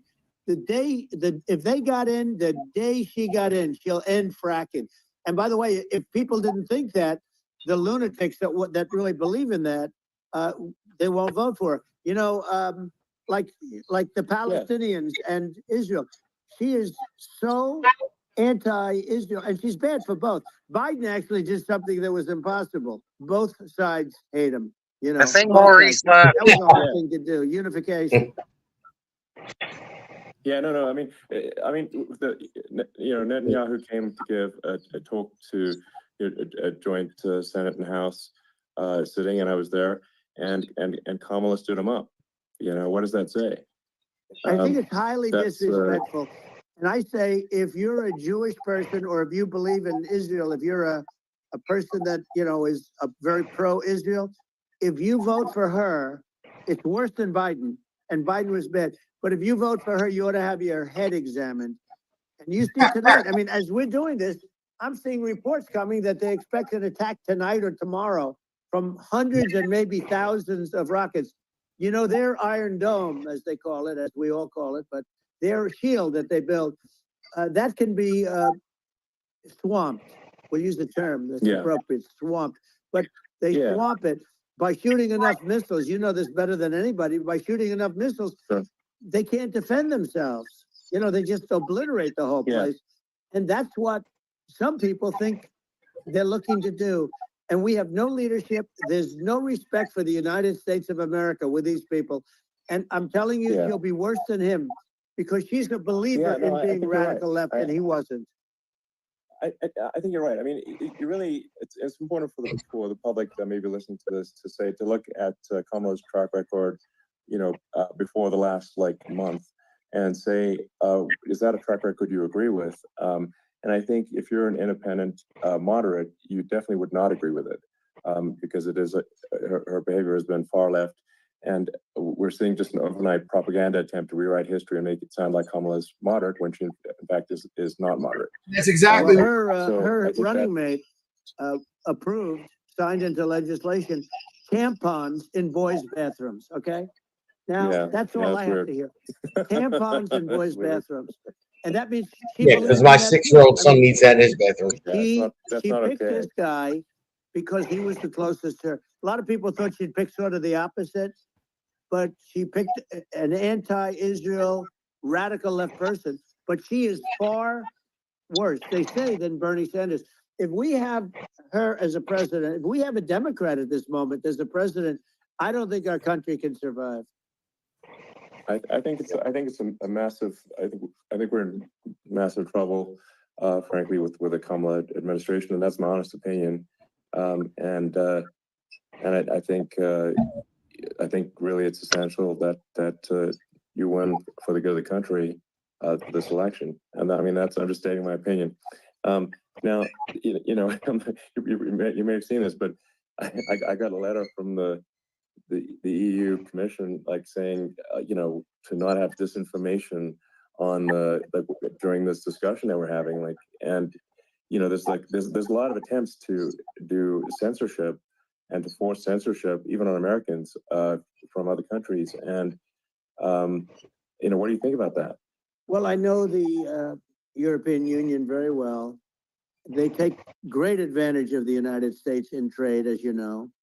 We, through a different forum, NATO, we protect them. And yet, if you build a car in the United States, you can't sell it in Europe. You just can't sell it. It's impossible. The same thing with our You will farmers. be Our dead. farmers find it very difficult to do business. You know, we have a deficit with them of $250 billion, which people don't know. It sounds so nice, the European Union, but let me tell you, they're not as tough as China, but they're bad. And I let them know it. And that's probably why they notified you. No, they don't treat our country well. We defend them, you know, with Ukraine. So we're in for 250 billion and they're in for about 71 billion, and they have the same size. It's, if you add up the European nations that, you know, in terms of an economy, it's about the same size when you say as us. And they're in, and they're in much greater risk. They're right there. We have an ocean separating us from, in this case, the enemy would be Russia. It used to be for the Soviet Union, but let's assume they're close enough. And what happens is they're in for 70 something million. I think even less than that, billion. And we're in for about 250 billion, and it could be a lot higher than that. And I say, why aren't you going to equalize? Why aren't they paying what we're paying? Welcome back. And they're in much more, you know, it's much more important for them because of the fact that, you know, they're right near there. I mean, they're all sort of in that location. We're not. But they should, and I did it with NATO. There were only 7 countries that were paid up in NATO out of 28 at the time. And the United States the United States was subsidizing NATO, tremendously subsidizing NATO. And I said, I went in and I said, you got to pay up. If you don't pay up, we're not going to defend you any longer. I took a lot of heat, but you know what happened? Billions and billions of dollars came flowing in. And you know, I think a lot of the public isn't aware of the fact that the United States pays a disproportionate share of the NATO expenses. And then we get taken advantage of on trade. So think of. He wants out of NATO. I want to see if he addresses that. Yeah, well, I mean, the point of NATO is defending Europe, and it's you know, it's like, then okay, well, why is the United States? I just made that comment in this chat. To defend Europe than Europe. That doesn't make sense. That's unfair, and that is an appropriate thing to address.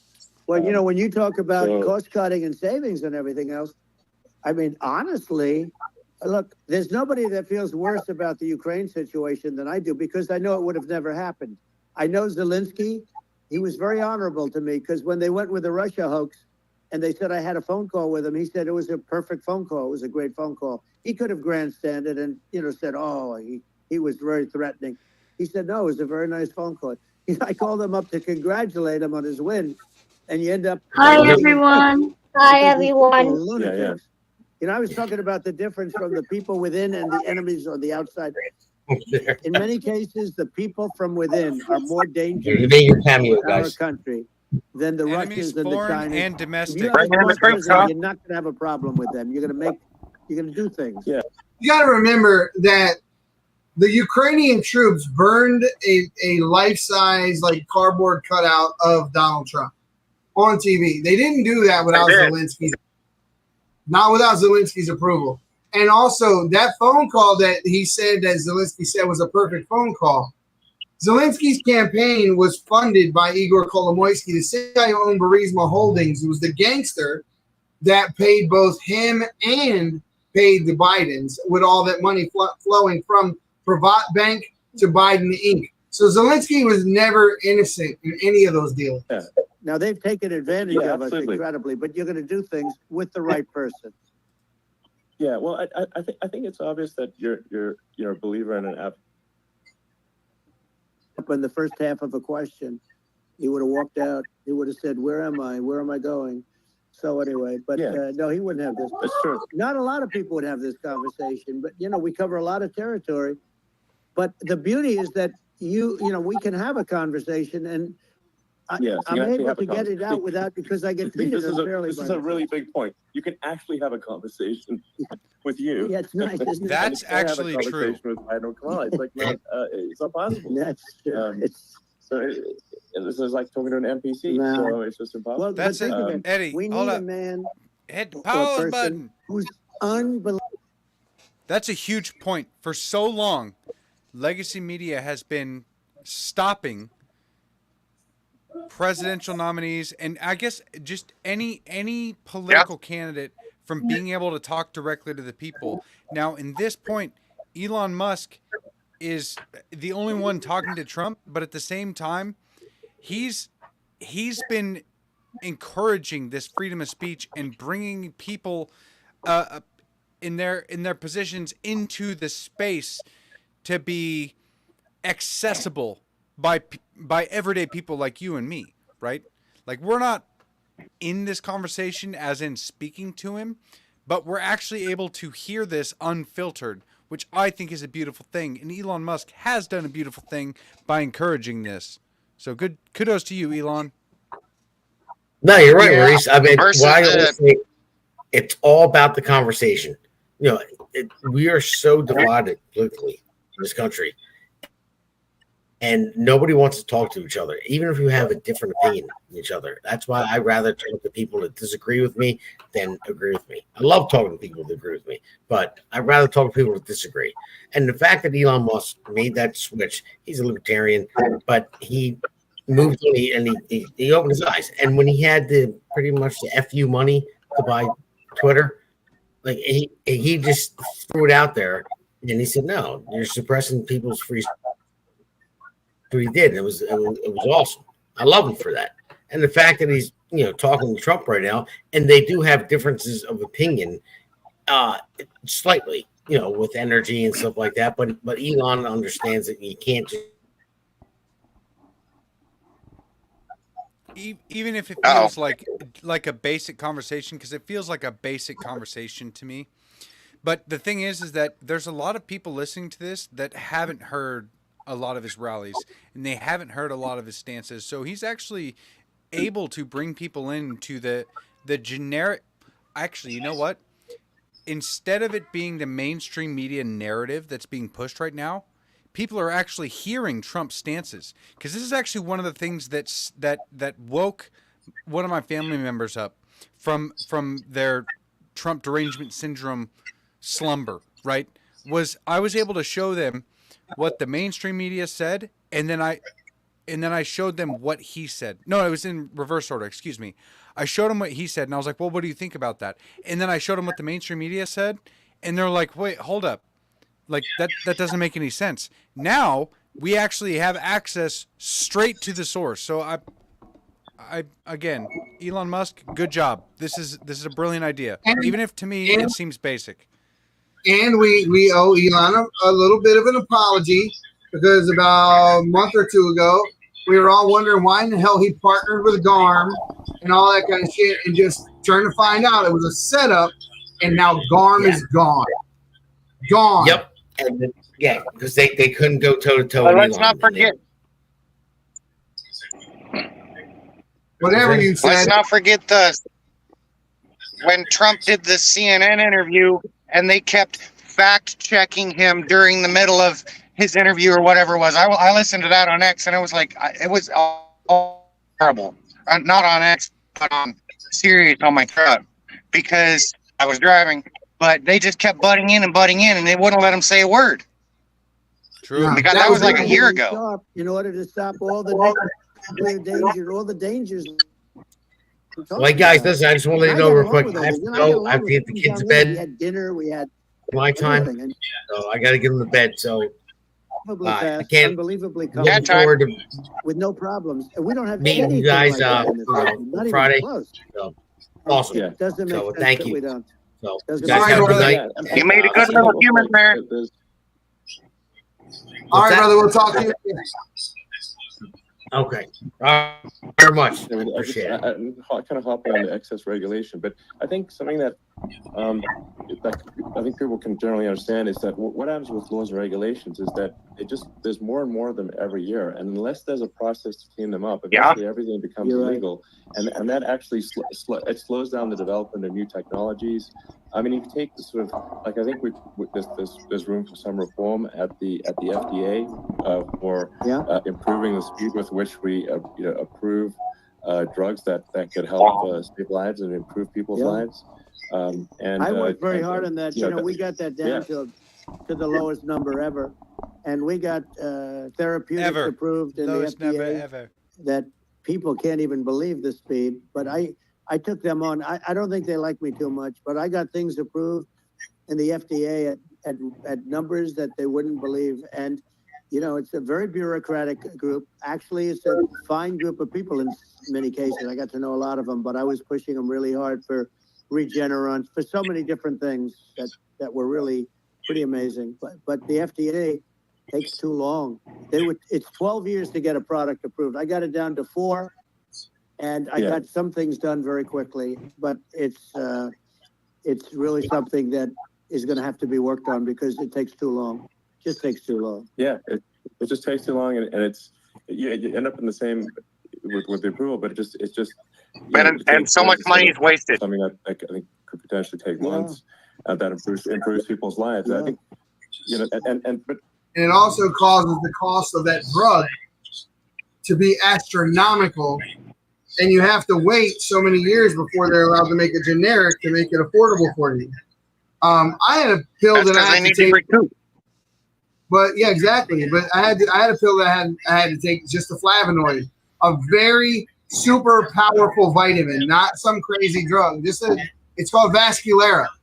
But because they don't make a generic for it, it's $3,000 for 30 pills. $3,000. I just wanted to talk on this point that like there has to be an active process of reducing rules and regulations, because otherwise you got it approved where you can you basically look, nobody wanted, the doctors didn't want it because of the liability, the country didn't want it, our country, because they didn't want to get sued. These are people terminally ill. The insurance companies didn't want it, and the pharmaceutical companies, nobody wanted it. I got everybody into a room, and we came up with an agreement that you won't get sued. And also, they didn't want it on their record. If somebody's terminally ill and they die after taking a drug, they didn't want that on their record. So we set a separate list if somebody was, so it wouldn't count as a negative. Okay. And as you know, we got it done. We have saved right to try. They've been trying to get this done for 58 years, and it sounds simple, but it wasn't, because you know, I mean, you know, the insurance companies, nobody wanted it, but we got it done. Somebody signs, you sign a document that you're not going to sue the insurance companies, the country, you're not going to sue anybody. And we got it done, and we're saving tens of thousands of lives. Right to try. Hopefully you never need it, but if you do, you don't have to travel. Sounds like a DNR. If they had money, they go to Asia, they go to Europe. If they don't have money, they go home and die. That's what happened. They go home and die. Yeah. Well, I mean, and actually, to give Europe some props here, it's like if a drug is approved in Europe, which has a crazy amount of regulations, it should obviously be approved in the U.S. I mean, they get more regulations than we do. So why would a drug be approved in Europe and not in the U.S.? That's crazy. Well, we did it. We did something that really, they've been trying to do it for 50 years, and they just couldn't get it done, and I got it done. And it's really something. But you're right. Some people go to Europe because a drug isn't approved here, but it's approved in Europe, and it's a drug that, generally speaking, would work. It's pretty crazy. Absolutely, so you're right. And I think can I get a pause? People are properly informed of the pros and cons, and like these are the risks. This is the risk, and like there's very little medical innovation that comes out of Europe. Whoa. America does most of it. But isn't there a body? Isn't there a body? We can't hear you, Woody. Your sound is terrible, brother. Like, it's bad. Yeah. Sorry. Any better? A little bit. Any better? Yeah. Okay, I'll talk to the phone. Europe makes almost no medical innovation. America does the bulk of it. America and Israel, Japan. But isn't there like a body over in Europe, that a group that picks the medical prices? And because of that, Europe pays all these lower prices because the taxpayers really pay for it. But the bulk of the price is paid here in America to offset the cost that Europe is getting to save. I've heard that multiple Trump times. has addressed it before, that third world countries and European countries, Middle Eastern countries, pay 1/10 of the price that we pay for medication for the same exact medication. That's also because they're not innovating it, right? and this is part of the problem that we've developed in the United States, is they want to have a pill for everything. And so we're constantly innovating these brand new pills. Mostly it's to treat symptoms, but we're the ones innovating and putting the cost up front that we charge the American people. But we don't charge that. Like, all we send to other countries is the finished product. We don't send them the bill. We don't make them pay the bill for the innovation, for all of the scientists and all of the college students, in all reality, doing all of these studies. They're not paying for that. We are. So we take the brunt of the cost for that reason. That flavonoid or whatever you're taking, Eddie, probably costs $300 or less in Europe. Well, I found a deal to get it for a lot less, but I had to go through some changes. But yeah, but they wanted $300 a pill, essentially. Ridiculous. You make your own decision. That makes sense. Well, I think just, in sort of closing up, and by the way, I'm looking at the numbers. You get a lot of people. This, New York spending massive resources prosecuting you. And it's like, what's this, and I think the sort of sensible public. Did we skip something there? What just happened? The heck's going on here? This is obviously abuse of the legal system. The legal system is supposed to be protecting the public from violent criminals. And it should be obviously allowing the public to make their own decision about who should be president, as opposed to, some, legal case. Once they start this precedent, because this can go on with the next one. I mean, this is a very bad precedent, what they're doing in terms of, going after their political opponent. And that's all it is. It's going after their political opponent. And then you get a judge who's, a strong Democrat. And I'm being nice when I say that, in many cases, crooked as hell. But you get a judge and you go into an area where a Republican gets 3 or 4% of the vote. And, you'll have a jury pool with people that hate Republicans or hate. It could also be the other way, though, because it could start the other way in areas where they hate Democrats. And you get into a Pandora's box. It's a very dangerous thing for this country, and a very dangerous thing even for the state. New York City is losing. New York City and state lose a lot of business over what they did to me, because these people say, we don't want that to happen to us. No, Eddie, hold up. You have an unfair system. He's got a really good point here. The way that New York City went after Trump, especially with his the Florida deal, where basically they were saying that he overvalued his property and that he was robbing the banks. That in particular scares the shit out of every business owner in New York City, because that was a victimless crime, and it was obvious the judge was undervaluing. They spoke out about it too. It's worse than that.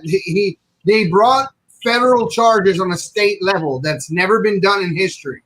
So first of all, Alvin Bragg did not have the ability or the right to try a federal case in a state court.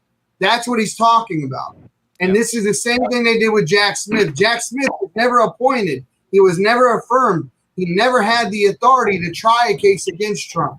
These were set up intentionally this way so they could put their little guys in there they knew they could control, but neither of them had the authority to do exactly what they were doing. That's why he's saying it was an illegal case, because they both. I got one more. I got something to add too. It was during, I'm pretty sure it was during the 2015 going into 16 for the election. I was in Oregon, I was getting commercials constantly. Hey, on TV saying, move your business to. I had to mute you, dude. Yeah. I'm sorry.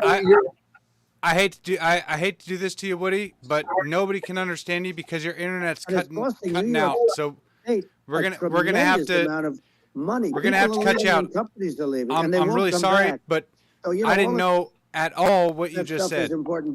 But you were cutting out like crazy. So I think it might be your upload speed and where you're at or something. But this is so it's not like I'm like some sort of long-term Republican. I'd call myself historically a moderate Democrat, but now I feel like we're really at a critical juncture for the country, and I think a lot of people thought, the Biden administration would be a moderate administration, but it's not. And obviously, we were just going to see an even further left administration with Kamala. That's my honest opinion.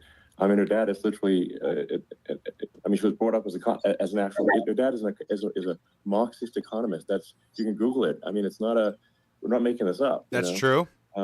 That's how she was brought up. So, and we want to have a future that is prosperous. And I think we're just at this critical juncture. And I think this is a case of the America is going to at a fork in the road. And true. And I think it will take if the path, like you are the path to prosperity, and I think Kamala is the opposite. Then that's my honest opinion. I'm gonna get attacked like crazy, and I've also experienced quite a bit of lawfare myself. But I'm just trying to tell people my honest opinion, and I haven't been really active in politics before, and I'm just trying to point out that my track record historically has been moderate, if not moderate, slightly left, and so this is to people out there who are in the moderate camp to say I think you should support Donald Trump for president. And I think it's actually a very important junction in the road, and we're in deep trouble if it goes the other way. Well, I want to thank you, and I actually always did think of you as somewhat left. I must say that. So it's yeah. Even more of an honor to have your endorsement. I know how strong you feel about it. But when you think of her, San Francisco 15 years ago, I had a great friend, Bob Tish. He said it's the greatest city in America, and now it's almost not livable there. And California likewise. And she was involved in the destruction of San Francisco and the destruction of California. And she will be involved in the destruction of our country if people are so unwise as to elect her. And I hope that doesn't happen. And I hope the elections are going to be run honestly. And we're going to turn this country around. We're going to do things and we can do it fairly quickly. And we have to get rid of the criminals that have been, given to us by other countries as they laugh. They laugh at us. They think we're stupid to accept these people. These are radical, stone cold. We are stupid. That's the thing. And terrorists. And they're in our country. We are very stupid for accepting all these people. Yeah. Because in all of reality, if we are literally replacing our population with people that have no love for the Constitution. They have no idea about the Constitution. They weren't raised on the foundational principles that we have rights granted from God, recognized by government. And that's specifically why these tyrants are bringing them in. Because when they don't have that understanding, what ends up happening is our rights get eroded, and the government is able to infringe on those rights because they no longer recognize them. We have rights granted from God. Government is there to recognize them and protect them. That's it. It's exactly right. It's exactly right, though. We are stupid, and we look at. They don't like the word liberal anymore, but call it liberal or progressive. I don't understand how somebody could say that it's okay for them to empty prisons into our country. And again, I told you their crime rates all over the world are going way down, which makes sense. Look at what's happening in the UK. It's a foreshadowing. In fact, the next time what we'll do is if something happens with this election, which would be a horror show, we'll meet the next time in Venezuela because it'll be a far safer place to meet than our country. Okay, so you and I will go and we'll have a meeting and dinner in Venezuela. Because that's what's happening. Their crime rate's coming down and our crime rate's going through the roof. And it's so simple. And you haven't seen anything yet because these people have come into our country and they're just getting acclimated. And they don't know about being politically correct law enforcement or lack of law enforcement.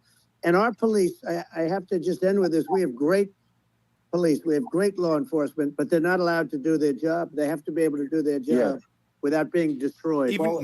Okay. Even when they do their job, they've already infiltrated our justice system. So the prosecutors let them go. And there's so many judges. There's so many of these people that are on the side of the communists and the radicals that they just allow these rioters to get out. So even when the police do their job, they get sued for it. That's why the rioters in Seattle, Washington back in 2020 got millions of dollars After they rioted and burned down businesses and murdered people, they got paid because our justice system is infiltrated. So it doesn't start with the police. It needs to start with tackling our justice system, and that works from the judges down, basically, because if we don't have anybody to prosecute, then we won't have anybody to it doesn't matter if they get arrested or not. When the cons run the asylum, there's no other way that you can fix it except for to remove power from all the would-be people that are currently allowing this to happen, fix it and reestablish it. So when Trump talked about suspending the Constitution, there is a reason why the martial law clause is in the Constitution. It is for a time just like this, when AOC, Ilhan Omar, Rashida Tlaib, Cory Booker, and all the rest, Hakeem Jeffries, these people, that even Tim Walz, who's a member of the DFL, you don't understand. These people are not Americans. They are pushing to tear your country down while holding an elected office. And there's no way they should retain power to be able to push that kind of narrative and not have that power snatched from them and replaced for being anti-American. We used to lock communists up. We need to turn back to a time when we locked communists up. Communists shouldn't have rights. They shouldn't take theirs. They're not real people. They're fake people. Doesn't prosecute and then just let the guy out. Yeah. Well, then, like, why should a police officer risk their life to?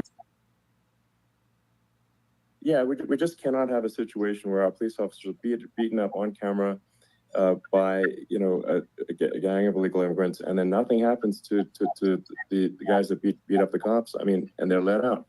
This is exactly unacceptable. Well, we're going to change it, and we're going to get them out of the country. You know, when I first got involved, they said you couldn't get them. This person said we look like the 21st century of the nerds, when in fact, this is the same person that uses that term projection a lot. Let me tell you a little bit about this. I remember that. Let me tell you a little bit about this nerd, bud.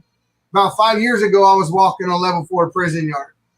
All right. So, you're the type of person that'll say shit like that and then won't have that same energy if we meet. Because believe me, I will. You're a punk. Get them back to these countries. You couldn't take them back. In the case of Guatemala, Honduras, El Salvador, some others, you couldn't get them back. And I said, really? And you know what happened? They all called me, every one of them. They said, we would be honored to take them back, sir. We would be honored. It was so easy. But it's one of those things. And we got them back. We took in so many, the MS-13 is probably the worst gangs in the world. They're the most vicious, violent. We took them out of here by the thousands and got them out of here. And their countries took them back. And because I said, you're not getting any more economic aid. And once I said that, they were nice. They wouldn't take them back for Obama. They wouldn't take them back for anybody. And now we have a problem because we have this guy, and they don't take him back anymore with Biden because they don't respect him. Of course not. Why would they? He's not even running the country. It's got to be done. We just can't have whether they're citizens or not citizens. We can't have, because they won't prosecute citizens either, not just illegals. So you can't have violent, repeat violent offenders that are not that don't get incarcerated. That's right. Because they will obviously, by definition, continue to hurt people. And I think where part of this comes from is that there's and I do sort of consider myself liberal in some ways. I mean, it's just that you want to have empathy for people. Obviously, you want to have empathy for people. I totally agree with that. You want to have empathy, but you also have to have empathy for the victims of the criminals. Oh my God! If you just have empathy for the criminals, it's actually shallow empathy. It's not real. You're not thinking. You're one layer deep. Virtue empathy. Signaling. You got to say, like, what if you don't incarcerate this person? Who are they going to hurt? They might kill someone. They might rape someone. If you don't incarcerate them, you have to have empathy for the victims. And there's a lack of empathy for the victims of the criminals and too much empathy for the criminals. It doesn't make sense. That's why you want to have deep empathy for society as a whole, not look at Daniel Penny, right? And we have to give our police who the dignity and the was on the New York subway, they deserve. And we have to let them do their job. They basically can do a great job. But Do you remember that guy's name, Eddie? Do their job, and if we don't do that, it's going to all disappear. What are you talking about? Daniel Penny, the guy on the New York subway who choked out. Daniel Penny, the one who did the job that the police wouldn't. He was arrested 40 times. That guy was arrested 40 times and allowed to continually be released. And it would have been either what happened to him would have happened to someone else at that man's hand. Daniel Penny never had the intention to kill that guy or do anything else other than do that guy. Who was the black crazy guy that he choked out? I don't remember his name. I don't remember his name. Yeah. But I can tell you that they rolled him in a recovery position. They did everything correctly. And it wasn't just Daniel Penny. There was another black guy who helped him do it, who held him down while he did it. There were other people involved. So they only focused on Daniel Penny because he was the easy target. He was the white male on the train. Yep. That was it. And that's exactly what they're talking about with having more empathy for the criminal rather than the victim. It's the same thing that happened with George Floyd. Everybody's saying, "Oh, poor George Floyd, he died of a fentanyl overdose because a cop was on his back." It's like, in all reality, George Floyd was a huge pile of shit. He robbed people, and he was trying to drive a vehicle on speed and meth and all the other crap that he was on. He died of an overdose. I believe that until the day I die. George Floyd died of an overdose. The coroner's report proves he died of an overdose. Thank God for that second lawsuit that came out where the coroner report came to light in another case that had nothing to do with George Floyd, but his coroner report was used as evidence in that case. That's why we know what the coroner report actually says. And yes, he died because he chewed up multiple fentanyl tablets in the back of a cop car and to try to get rid of the drugs before they found him on him. He said to the police, "Can I get out and lay on the ground?" The police concurred to let him do it.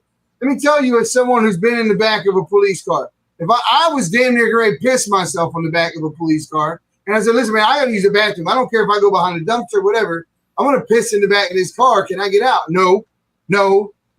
So George Floyd was treated optimally fair. Completely fair. You roll the window down. Derek Chauvin had a bunch of people around him. So the entire time you can literally look at Derek Chauvin, who was on George Floyd, but also looking at all the fucking people threatening, maybe not threatening him. You know what? I'd probably have to review it to speak strongly on this. But as far as I know, in 7 minutes or 8 minutes and 12 seconds, whatever the hell they want to say, it's like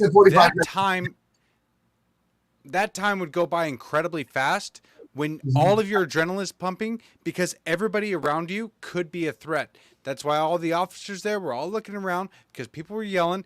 Derek Chauvin, his knee went from George Floyd's neck to his back. And guess what, guys? Nobody has ever died from that position before, and they haven't died since. So, no. And it's in the police training manual, and it's taught to them. Yeah, they got rid of it because of that. You want to talk about they didn't want it to look bad. When the police were actually guilty where someone lost their life or got the hell beat out of them for it, it was the guy in New York who had his hands up and wasn't resisting. He was just a big dude, and he literally said, "I can't breathe," and he was cooperating the whole time, and they killed him. That is an instance I can get behind you. It's legitimate. But just to say because this guy died at the hands of a cop who happened to be white, that all of a sudden it's an instance of racism or must be, it's not. It's so far from the truth. It's just so far. If you actually, I'll say this like Ben Shapiro does. If you show me an actual instance of racism, I will stand by you. I will fight alongside you, and that is a fact. But when you're just saying everything is racism and it must be for the rioting is the voice of the unheard. Yeah, so I need this TV. They need this. They need that. They destroyed their own communities. Most of those businesses were owned by other minority blacks. They destroyed them. Where did all the money from BLM go? Into the mansions, into their family members. And you weird ass people went ahead and funded all this, and none of that money went back into the communities they destroyed. It's terrible. Anything you want and nothing happens. And I'm talking about violent crime. And it's going to get more violent. Continue to do well. And We're going to have a big election regardless coming of up, who's and president. I think It will November get 5th more violent. will be the most I can guarantee important that. day in the history of our country. I think that election will be the most As a important prediction, election, not for me. and I think it'll end up being maybe the most important day in the history of our country, because if we don't win, I just feel so sorry for everybody. No, I think we're at a fork in the road of destiny of civilization, and I think we need to take the right path, and I think you're the right path. So I think that's what it comes down to. Thank you very much, Elon. It's a great honor, and we'll do it again sometime. And it's been really fun, and I hope you got a lot of viewers. I hear you got a lot, but I hope you got. I know you got a lot of them. So I appreciate it. I'll see you soon. All right, sounds good. Thank you.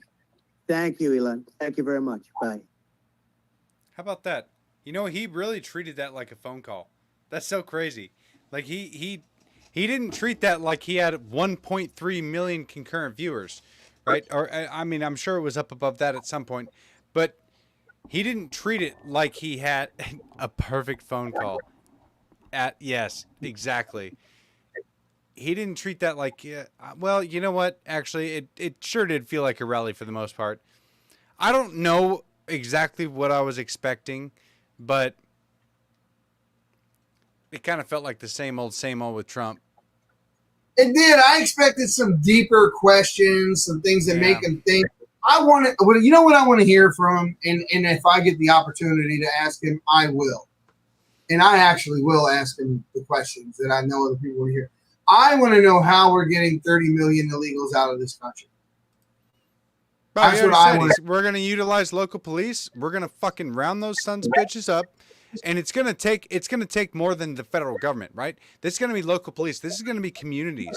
We have to start understanding that Trump is not our savior, and the responsibility of saving this country falls on us. It falls on you. It falls on me. Yep. If you are not capable, if you are not competent, then you are going to have to start getting that quickly, or at least have kids who are, because all of this talk about Donald Trump saving the country, that's not going to happen.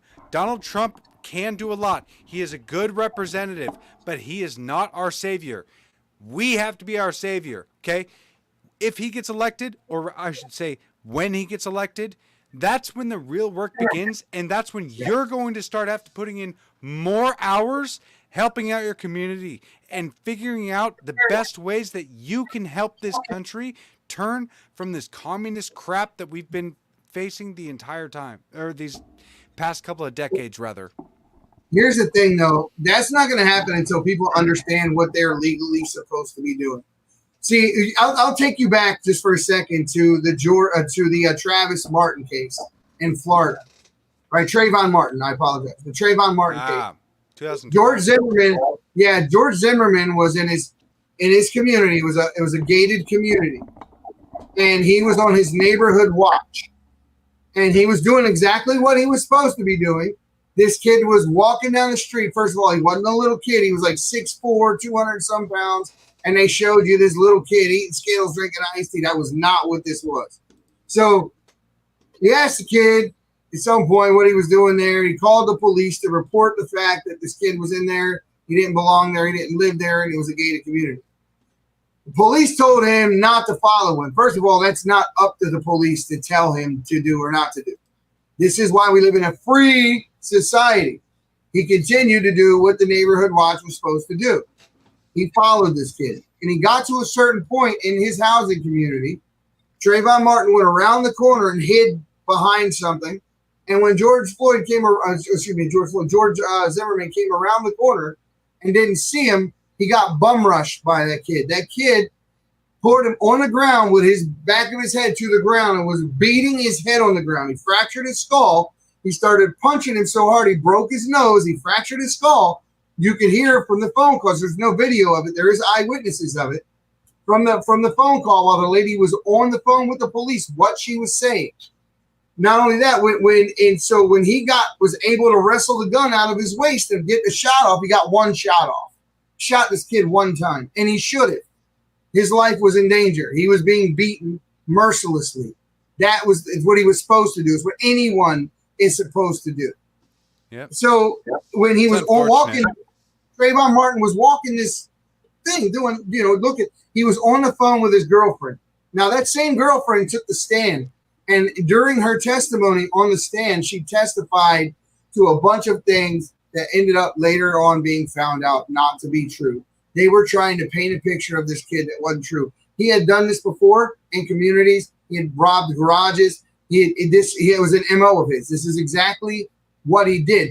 And instead of Obama being a leader, trying to bring some calm to the situation and bring unity to the country, what did he do? He came out and said, he could have been my son. And that was all he said.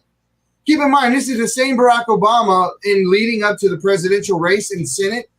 He has 168 votes that he was involved in. He only voted yes or no 3 times. The other 165 times, he voted present. He never took a position on anything.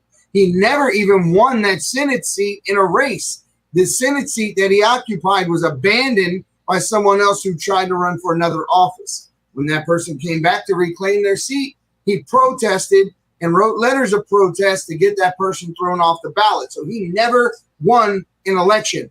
Then he ran for the presidency. Only being in an office, from an office he never won. Now he's running for national office 6 months later. So this is what you have to know. So this thing with Kamala Harris and Joe Biden being forced out of the presidency, because he was, he even admitted to the fact that he was, they elected within themselves without any input from their party or their people or no one voting. Kamala Harris will be the first person to ever assume office by being handed delegates that she did not win, that the people Joe did not Biden vote. was kind of the same though, because all the Democratic nominees colluded at the same time to endorse Joe Biden. Yeah. And they kind of did the same thing with Hillary Clinton back in 2016, where they screwed up Bernie Sanders. Yeah, they pissed Bernie off. But there was one guy who ran against him in America Samoa. I forget the guy's name, but he beat Joe Biden. He literally beat Joe Biden in America Samoa. He ran against Joe Biden for the Democratic ticket, and he won, in this one island place. But hey, listen, these people, we can tell them the truth until the cows come home, and they're not going to care. They're not going to give a damn. They're never going to research. They're not going to read, because they're going to think all the people that would tell them the truth are lying. And I went through this today with a friend of mine. As me and another buddy was sitting there trying to tell him something. He's like, well, where did you read that? And if it came from Fox News, it's a lie. So I said, no, that's not how it works. Authority. Yeah, it's not how it works. Either what's said is a lie or it's not. It doesn't matter where it came from. You can safely assume that every media outlet that they have their own agenda, and that it's your job to piece together the truth, not to be told the truth, right? Yeah.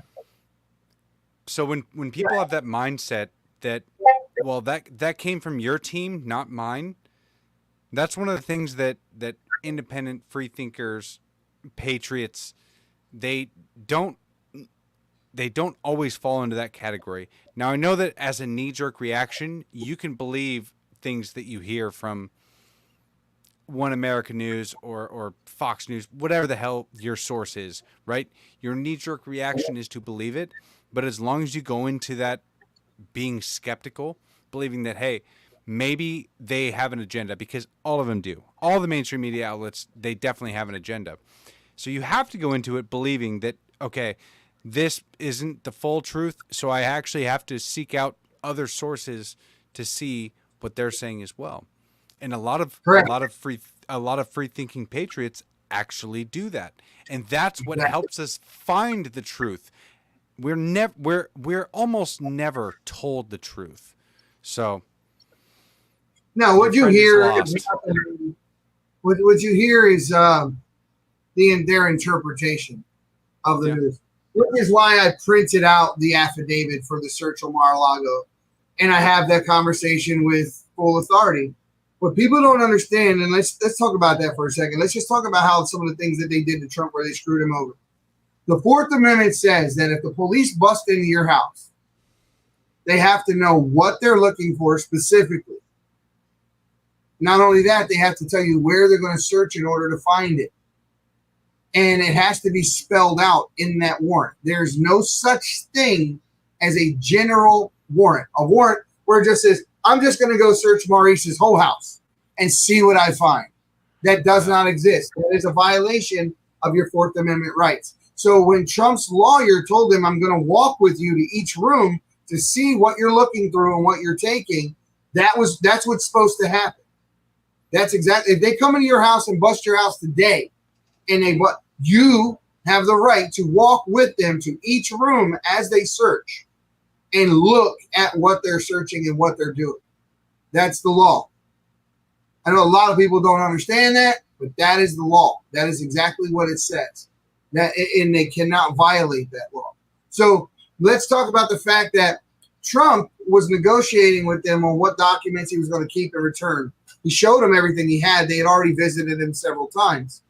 But what they did right before they busted him, and about a week before they busted him, they sent boxes to his residence of the things they wanted to look for, but they sent them to him first and then busted him for what they sent him.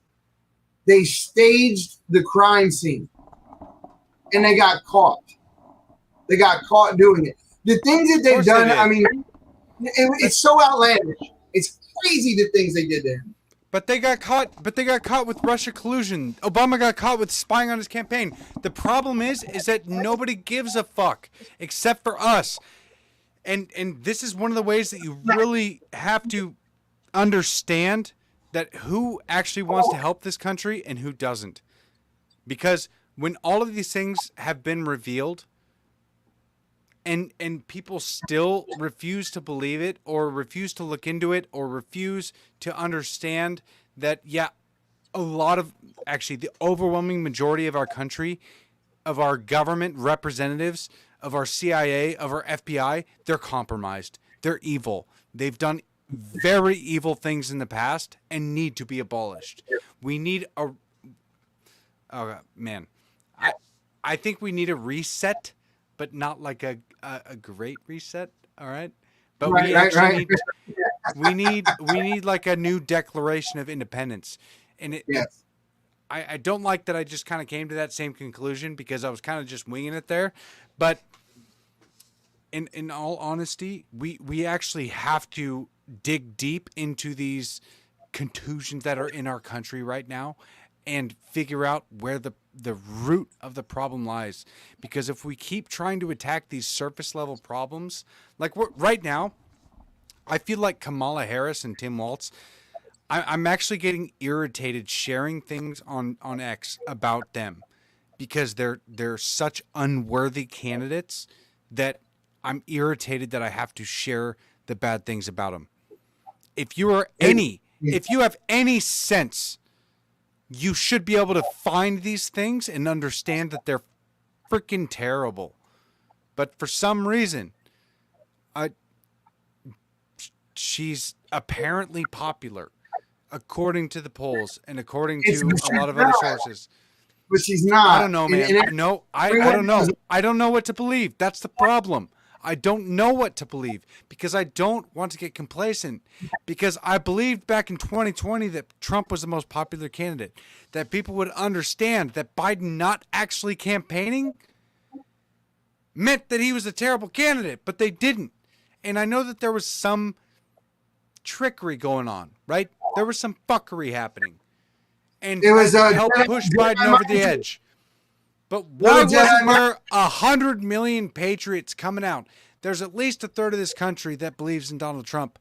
What we have is a problem of lack of participation. It is not. There you go. It is not that people don't see what's happening. It's that good-hearted, God-fearing American patriots don't participate. That's why they can cheat, and it pisses me off. Well, 10%. I'll never forget that stat. It blows me away to this day. 10% of veterans vote. That is so nuts. 10% of veterans vote, guys. I mean, really think about that. These are the guys that went and risked their ass for you and me. 10% of them vote because they're that jaded, because the process. You know what? They just I'm sorry. I just wanted to answer Woody here. Okay. It doesn't matter if they cheat. If we don't have all hands on deck in this election, if we don't have everybody, and I mean everybody, your uncle, your aunts, your fucking grandpa, okay, your second removed cousin, everybody that you know, if you're not pushing them to vote, then they will be able to cheat. I know that they're going to try to cheat. I understand that.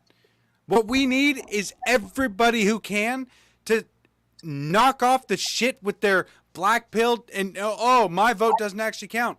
Well, maybe if you would all fucking try for once to save our country before we actually have to go into a civil war and an incalculable amount of suffering and chaos will ensue if we go down that route. I do not want to go down that route. So the least you can do is have all hands on deck and get people to vote. Have a plan to take your friends, to take your family, to get everybody registered to vote. To go to voteforamerica.org. That's vote 4 America.org. Register there. Send it out. Do everything you can. This is literally an all hands on deck situation. I do not want to see a civil war. Period. Let me say something, and I'm going to preface it by saying this. It's not hyperbole. What I'm telling you is literal, and it should scare the shit out of you.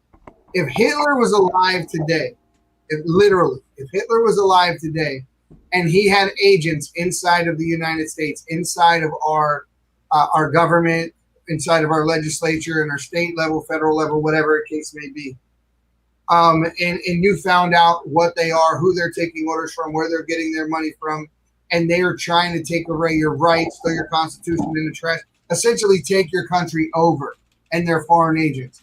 Folks, that's what we have. That's what this is. What do you think George Soros is? Why do you think China is backing all these people? Why do you think Tim Walz spends so much time in China and says he loves it so much? Why do you think that Kamala Harris votes to the left of Bernie Sanders and worked with the Freedom Fund to pull people out of jail who rioted and burned businesses and churches and torched federal courthouses and set up chop zones, and not one time did they call them out on it. Not one time did they say stop. What they said is, we hear you and we stand with you, while they're murdering our citizens and setting our streets on fire and demonizing our police force. And these are the guys you think that, oh, I have a heart, so that's why I'm voting left. You don't have a heart. You don't have a damn heart, because, listen, it's easy to be nice, but sometimes being nice to people is not helpful to them. Sometimes they just need to hear the damn truth.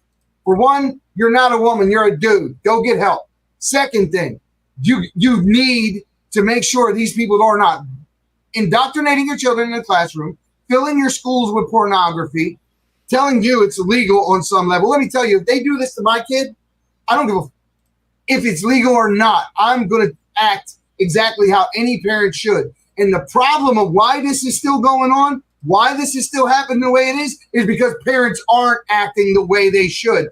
If some man giving your child a sexual assignment about what position they like in the 6th grade, because it's happened, what the hell are you doing sitting in front of the school board talking about it? Why are you not at the school waiting for the teacher who did it? This shit needs to stop, and it's not going to stop until you stop it. True. What's it going to take? What line do they got to cross? That's one of the things, is that you guys, even if Trump wins, guess what? He ain't saving you. The only person that, in fact, no one is coming to save you.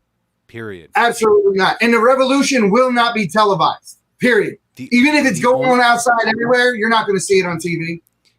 The only one that's going to save you is you. It falls on your shoulders. This is something you have to understand.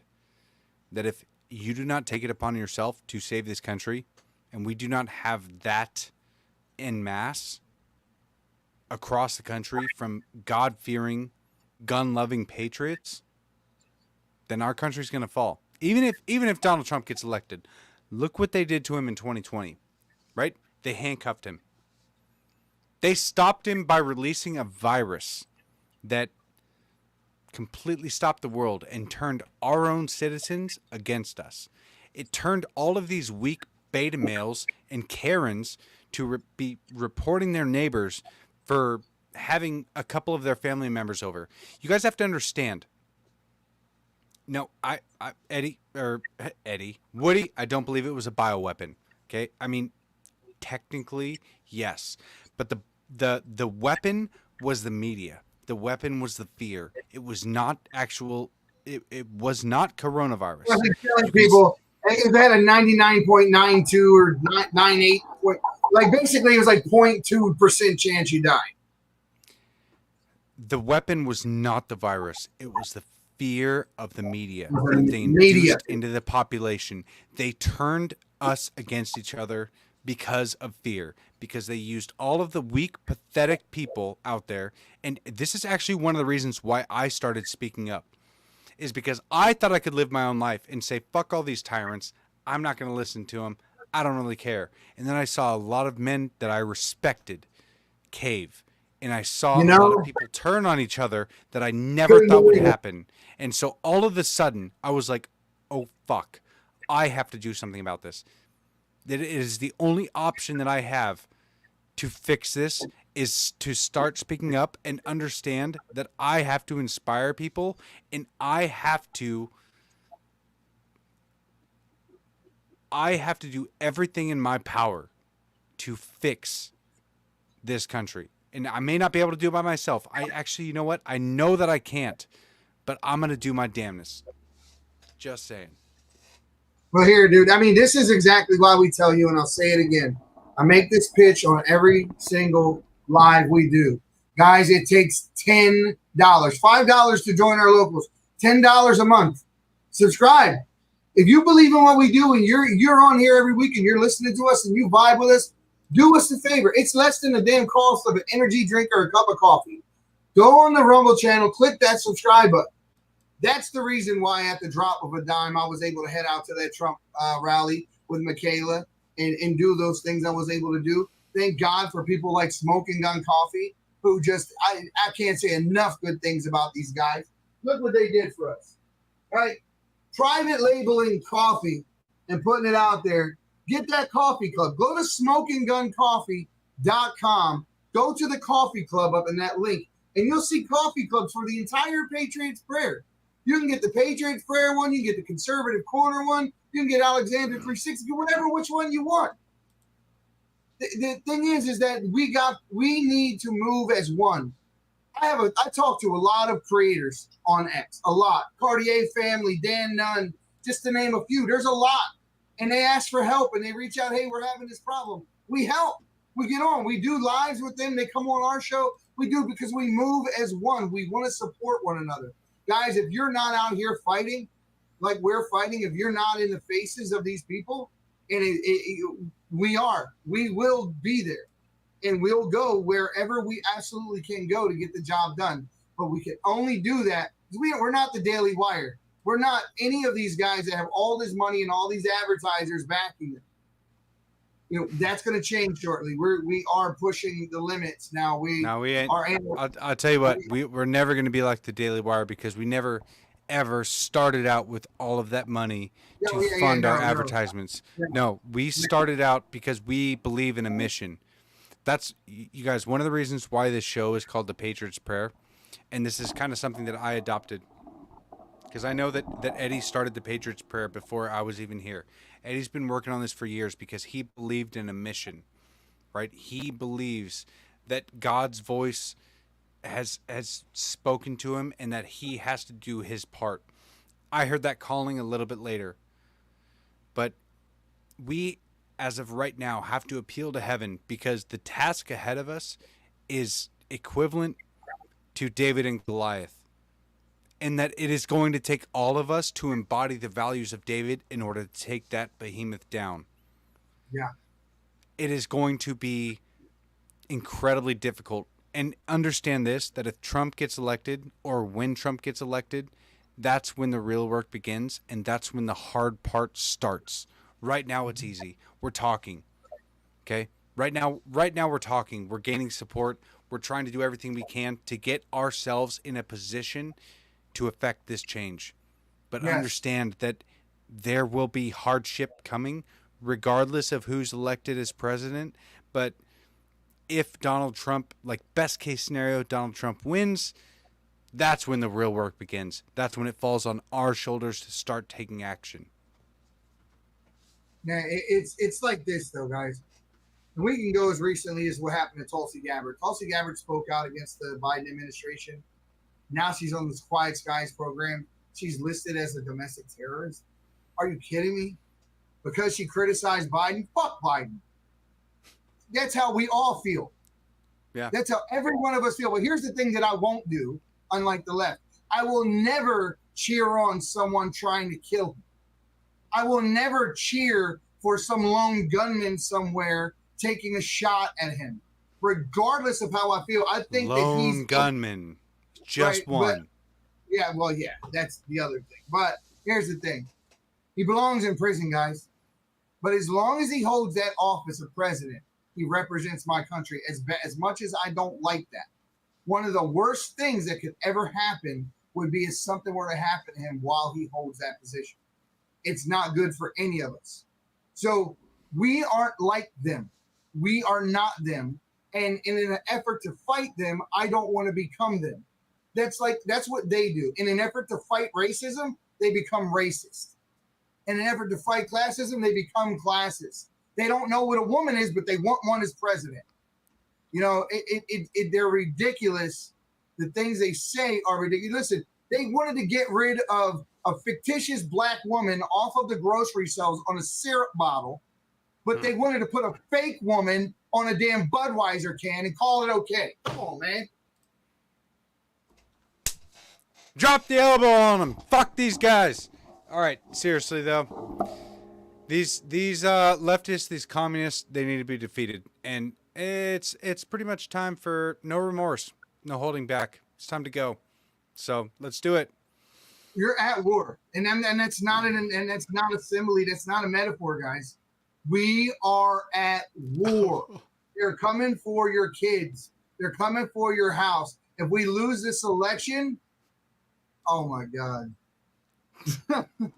If we lose this election, guys, we're not going to vote our way out of the communism and socialism that entails that election. We're not going to just vote. It's going to disappear. This is it. You're at war. Are you a soldier? Do you love your country? Do you love your family? Do you love the way things are and you want to see them get better? Well, if so, I promise you, you better take it that seriously. It's life or death. Vote. Show up. Seriously, voteforamerica.org. If you're not registered, go there and get registered. If you know someone who's not registered, get them registered.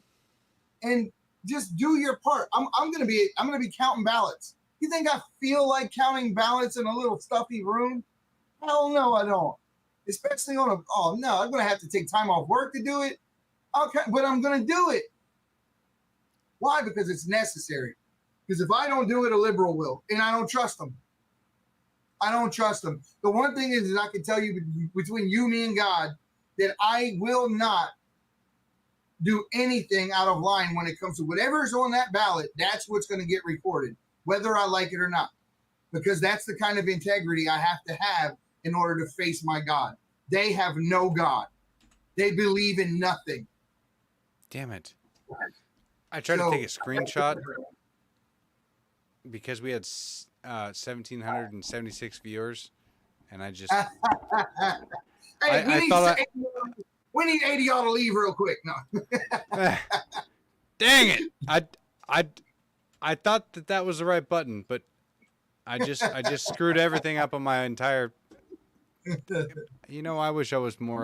We were well past this earlier before I cut the X feed. We were up over 3,000 before I cut it.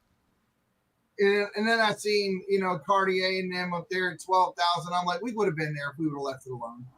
Yeah, you're right. But I mean, honestly, you guys, hell yeah, 1776. What's up, Brandon? Honestly, you guys, we do need. If you're watching on X, please start watching us on Rumble. If you enjoy our content, please just watch us on Rumble, because as of right now, X produces nothing for us as far as revenue and being able to grow this podcast in any way, shape, or form. Right.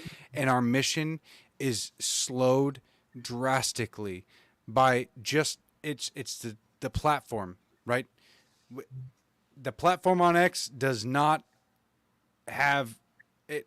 There's just no way for us to grow if we continue doing that. We can get 10,000 concurrent viewers on X, and nothing will happen. But if we get that on Rumble, we'll get paid. Yeah, look at this. Hold on. Let me show them really quick. Okay? I'm going to show my analytics really quick for the last year. Okay? Okay. And not to mention, let me just check say this this out. real quick. We need 400 more followers on Rumble. 400. And when we get those 400, we will be seen in that selected podcast area up at the top of Rumble. We can get on that list, but we need 400 more followers from where we're at now. Or is it 8? I think it's 8. We need 800 more followers on there from where we are now. So it's going to take all of you guys, all 1,855 of you guys that are watching right now, just go to the Patriots Prayer, rumble.com/the Patriots Prayer. We're good. We're in there like swimwear, guys. It's that simple. Help us out. Go to Rumble and follow us on Rumble. So go ahead. I'm sorry. So look at the video views is 17.5 million. Now I know that doesn't mean that everybody watched through every single video, but if we had 17.5 million views on a year's worth of videos, we would actually be able to grow this podcast, and we would be able to fund the things that we want to fund. And it could even be something as small as getting Holden Armenta, right? A lot of you guys understand what we did for Holden Armenta, right? That we were able to get him to the Super Bowl. Thank you, Fisher. It was absolutely beautiful. And even if my entire career was spent helping one person out at a time, I would love that and see that as an absolute success for my career, because I want to help the everyday patriots of this country. And another reason why we haven't grown as much is because we've turned down a lot of bigger sponsors that have offered us better deals that we don't believe in their company, and we believe our mission is more important. I don't know if we're stupid. I don't know if I don't know. It's just, I know that I'm not going to go that route, and so does Eddie. That's why Eddie and I work together, is because we have a mission. Our mission is to save America, and we are not going to compromise on that. And Guys, the people that we can rely on is you. It's the viewer. It's the follower. The mission that we have, if you guys believe in it, then we'll have that support if you guys support us. Rather than, it could be $5 a month. Think of it as like one coffee, and the amount of difference that you could make just by donating to us, whether it be subscribing to my X page or subscribing to our Rumble page, especially, that's the big one there. Subscribing to our Rumble page would make the world's difference. Especially for our capabilities. Yes. And we're missing several of the hosts that we would love to have with us in Eagle, Idaho. But they just can't cover the cost of their travel. They can't. And I understand. It's like $700-800 per plane ticket. And that's the reality. It's all out of our own pocket, because we don't make, the last payment that I personally got out of Rumble was 66 cents. We're not making money on Rumble right now, because we all of our traffic is spent elsewhere. So if you guys believe in our mission, please travel over, or just get over to Rumble, watch us there. That's going to make the world's difference. We're all paying out of our pocket to go down to Eagle, Idaho, because again, we believe in building small communities, and what the Old State Saloon is doing right now is they're building their community up, and I think they're doing a really good thing. That's why we're taking all this time and money out of our lives to go down there and build them up as much as possible. I know that like it's partially for us as well, but really I want to highlight them. My voice is little right now.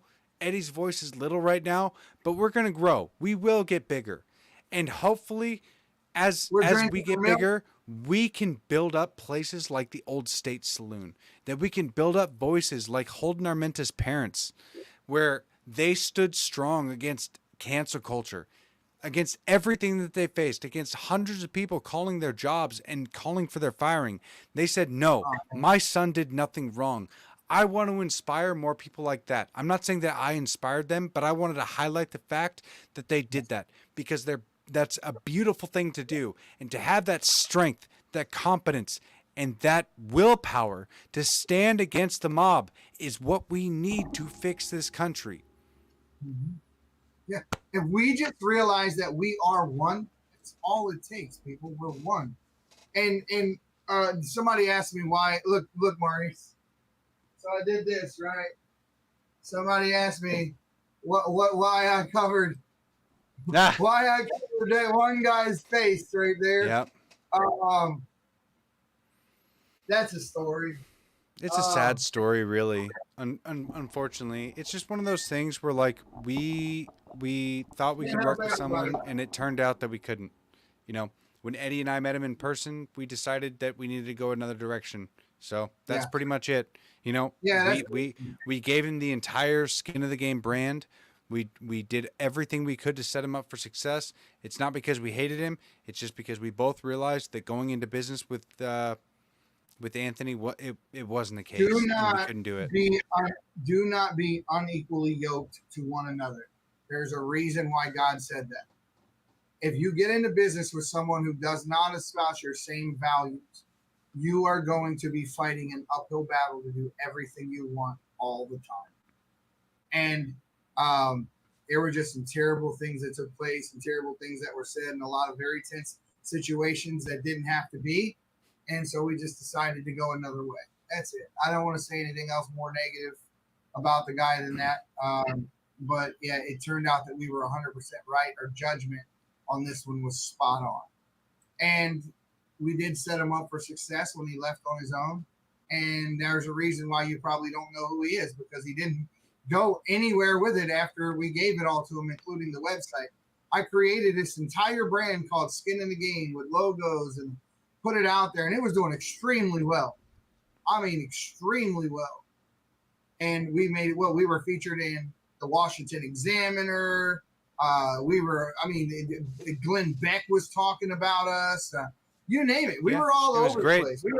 We were everywhere. And, we started over from scratch after that, just because instead of principle. Like this is another thing. It's like we cut ties with him, but we also didn't want to screw him over, because the old adage of it's just business, where you cut somebody out and you screw them over. We didn't want to do that. We wanted to set him up for success. If he fails, he fails. If he rises, good for him. But it's not our duty to be cutting people down so we can rise up. We want to rise everybody up. Shout out. But both me and Maurice want to give a shout out there to Maureen McKean. Maureen just became a monthly supporter. That's you, Maureen. Awesome, Maureen. Thank you, Maureen, so much. Maureen, the other day, don't think that I don't pay attention to my posts, Maureen, because I do. I read every comment. And I didn't tell you this story, right? So there was a post about, and I was, I am about Hollywood and how to give their political opinions, and it's just like, it's terrible that they don't actually have a backbone and they say whatever they're told. Amber Heard is one of those types of people. And so Amber Heard, obviously she's known for taking a number 2 in Johnny Depp's bed, and it was all talked about. And you're thinking, okay, this is just an instance where this crazy lady did this. Well, no, she got caught doing it publicly in Spain. So I put this post out to kind of just highlight, these are the crazy people that you guys want to take your political advice from, right? And it showed, and I put the song Duke of Earl with it, and I called it Duke of Heard. And Maureen goes, this is not what we want to see. We don't think this is what we And I removed it. I removed the post, Maureen. I listen. I get mad. I do things sometimes, and it's from an emotional point of view, and I don't like doing that, but I do sometimes. I'm human, and Maureen called me out on it, and thank you, because I did remove the post. Also, one thing, I don't know why my voice is disappearing right now, but for some reason it is. But Robert, I wanted to speak to you directly. And I understand that everybody's spread out because in all reality, there's a million people asking for your subscriptions. There's a million people asking for, you to spend only a couple dollars. But I don't want to stretch anybody out. If you guys can't afford it, then don't buy it. Like we're asking for support for anybody who can or who is willing. It's one of the two. And if you're not capable of doing it right now, but you want to do it later, then more power to you, and we'll be happy to accept that and do everything we can in our power that you guys have seen to bring this country in a better direction. But if you can't right now, then absolutely do not. Your family comes first, because the first thing that you guys need to understand is that taking care of your own life is the number one priority, and that means putting food. That means putting food on the table for your family. That means keeping the bill collectors at bay. That means not going hungry just because you want to support other people. Okay, once you get your life in order, once you are in a position to and you know what, even if you could do something to speak up and to stand out, then I would say that you do that first. But we've been trying to do that for a while now and trying to stand up against this regime. And if you can support us financially, then please do. But if not, don't worry about it, man. There's no bad blood here. I'm not asking for handouts. I'm asking for support if you can. Click that thumbs up, brother. That'll do the trick, right? So here's the thing. Just to let you know, for you guys that do give, what some of your money goes to. Like I said, it goes to travel. It goes to helping us get equipment, pay subscriptions that we need to pay. There are people in my life, very devout Christians and things that I keep in touch with that are still in prison. Yes, in prison. And I mean with no family, nobody to call, no one to help. And I help them. And I stay in touch with them. And I give a damn about them. Jesus said we're supposed to visit those who are in prison. Unfortunately, out here, we're not allowed to. But what I can do is make sure that they have soap and they have a little something extra. And I do that. And I work with Hope for Prisoners to help people so that they don't reoffend and help them find gainful employment. And I help each and everybody in the Patriots Prayer Network if they need something and they reach out. And we have it to give and we have the ability to help. We do. We've sponsored events for other people. So keep in mind, is what I'm saying is that we are good stewards with the money that you get. And we help wherever we can as well. I Come With Fire podcast. Thank you for joining, and I appreciate the compliment. And I mean, in all reality, it's like talking with your neighbors, man. I don't know exactly where you're from. I currently live in Washington State. Eddie lives in Nevada, down in Las Vegas, and we're just trying to do our part and save the country. And man, it's going to take all of us. It really is. So I got to get out of here. I am starving. I appreciate you guys tuning in, and I wish the space would have been a little bit better. That's just my opinion. But I think it is a little more questions myself. Yeah, a little bit more spice. But it is what it is. So that's what we have to deal with. At least. I want to address something real quick before we get off. Maureen, there is a one-time donation option on Rumble. If you click the $, you can give one time. You don't have to subscribe. So there is a one-time donation option. Absolutely. Yep. And guys, one of the biggest things you can do other than that is simply share the Rumble channel. Share the link to the Rumble channel. Tell your friends. Tell your family. Tell your church. Tell everyone you know about it, and let's blow this thing up. We're getting ready to have Ann Funder on here. He gave the speech at the RNC. We're getting ready to have Madeline Brain. We got Michaela Montgomery getting ready to do her first podcast in a week with us. Dude, we got the talent, dude. Nobody else in the whole podcasting game has the talent we have right here at Patriot Prayer Network. That is the truth. That's not me being vain. We have the most relevant people in the game right now, all on the Patriots Prayer. And that's why I'm hoping right now that the sponsors start paying attention along with our numbers. So, guys, it's up to you. We only do this because of you, and we can only do this with your help. So, as usual, the silent majority, you guys all need to stop being silent and stand your ground. And watch this outro, because this outro is amazing. I killed it. Look at this.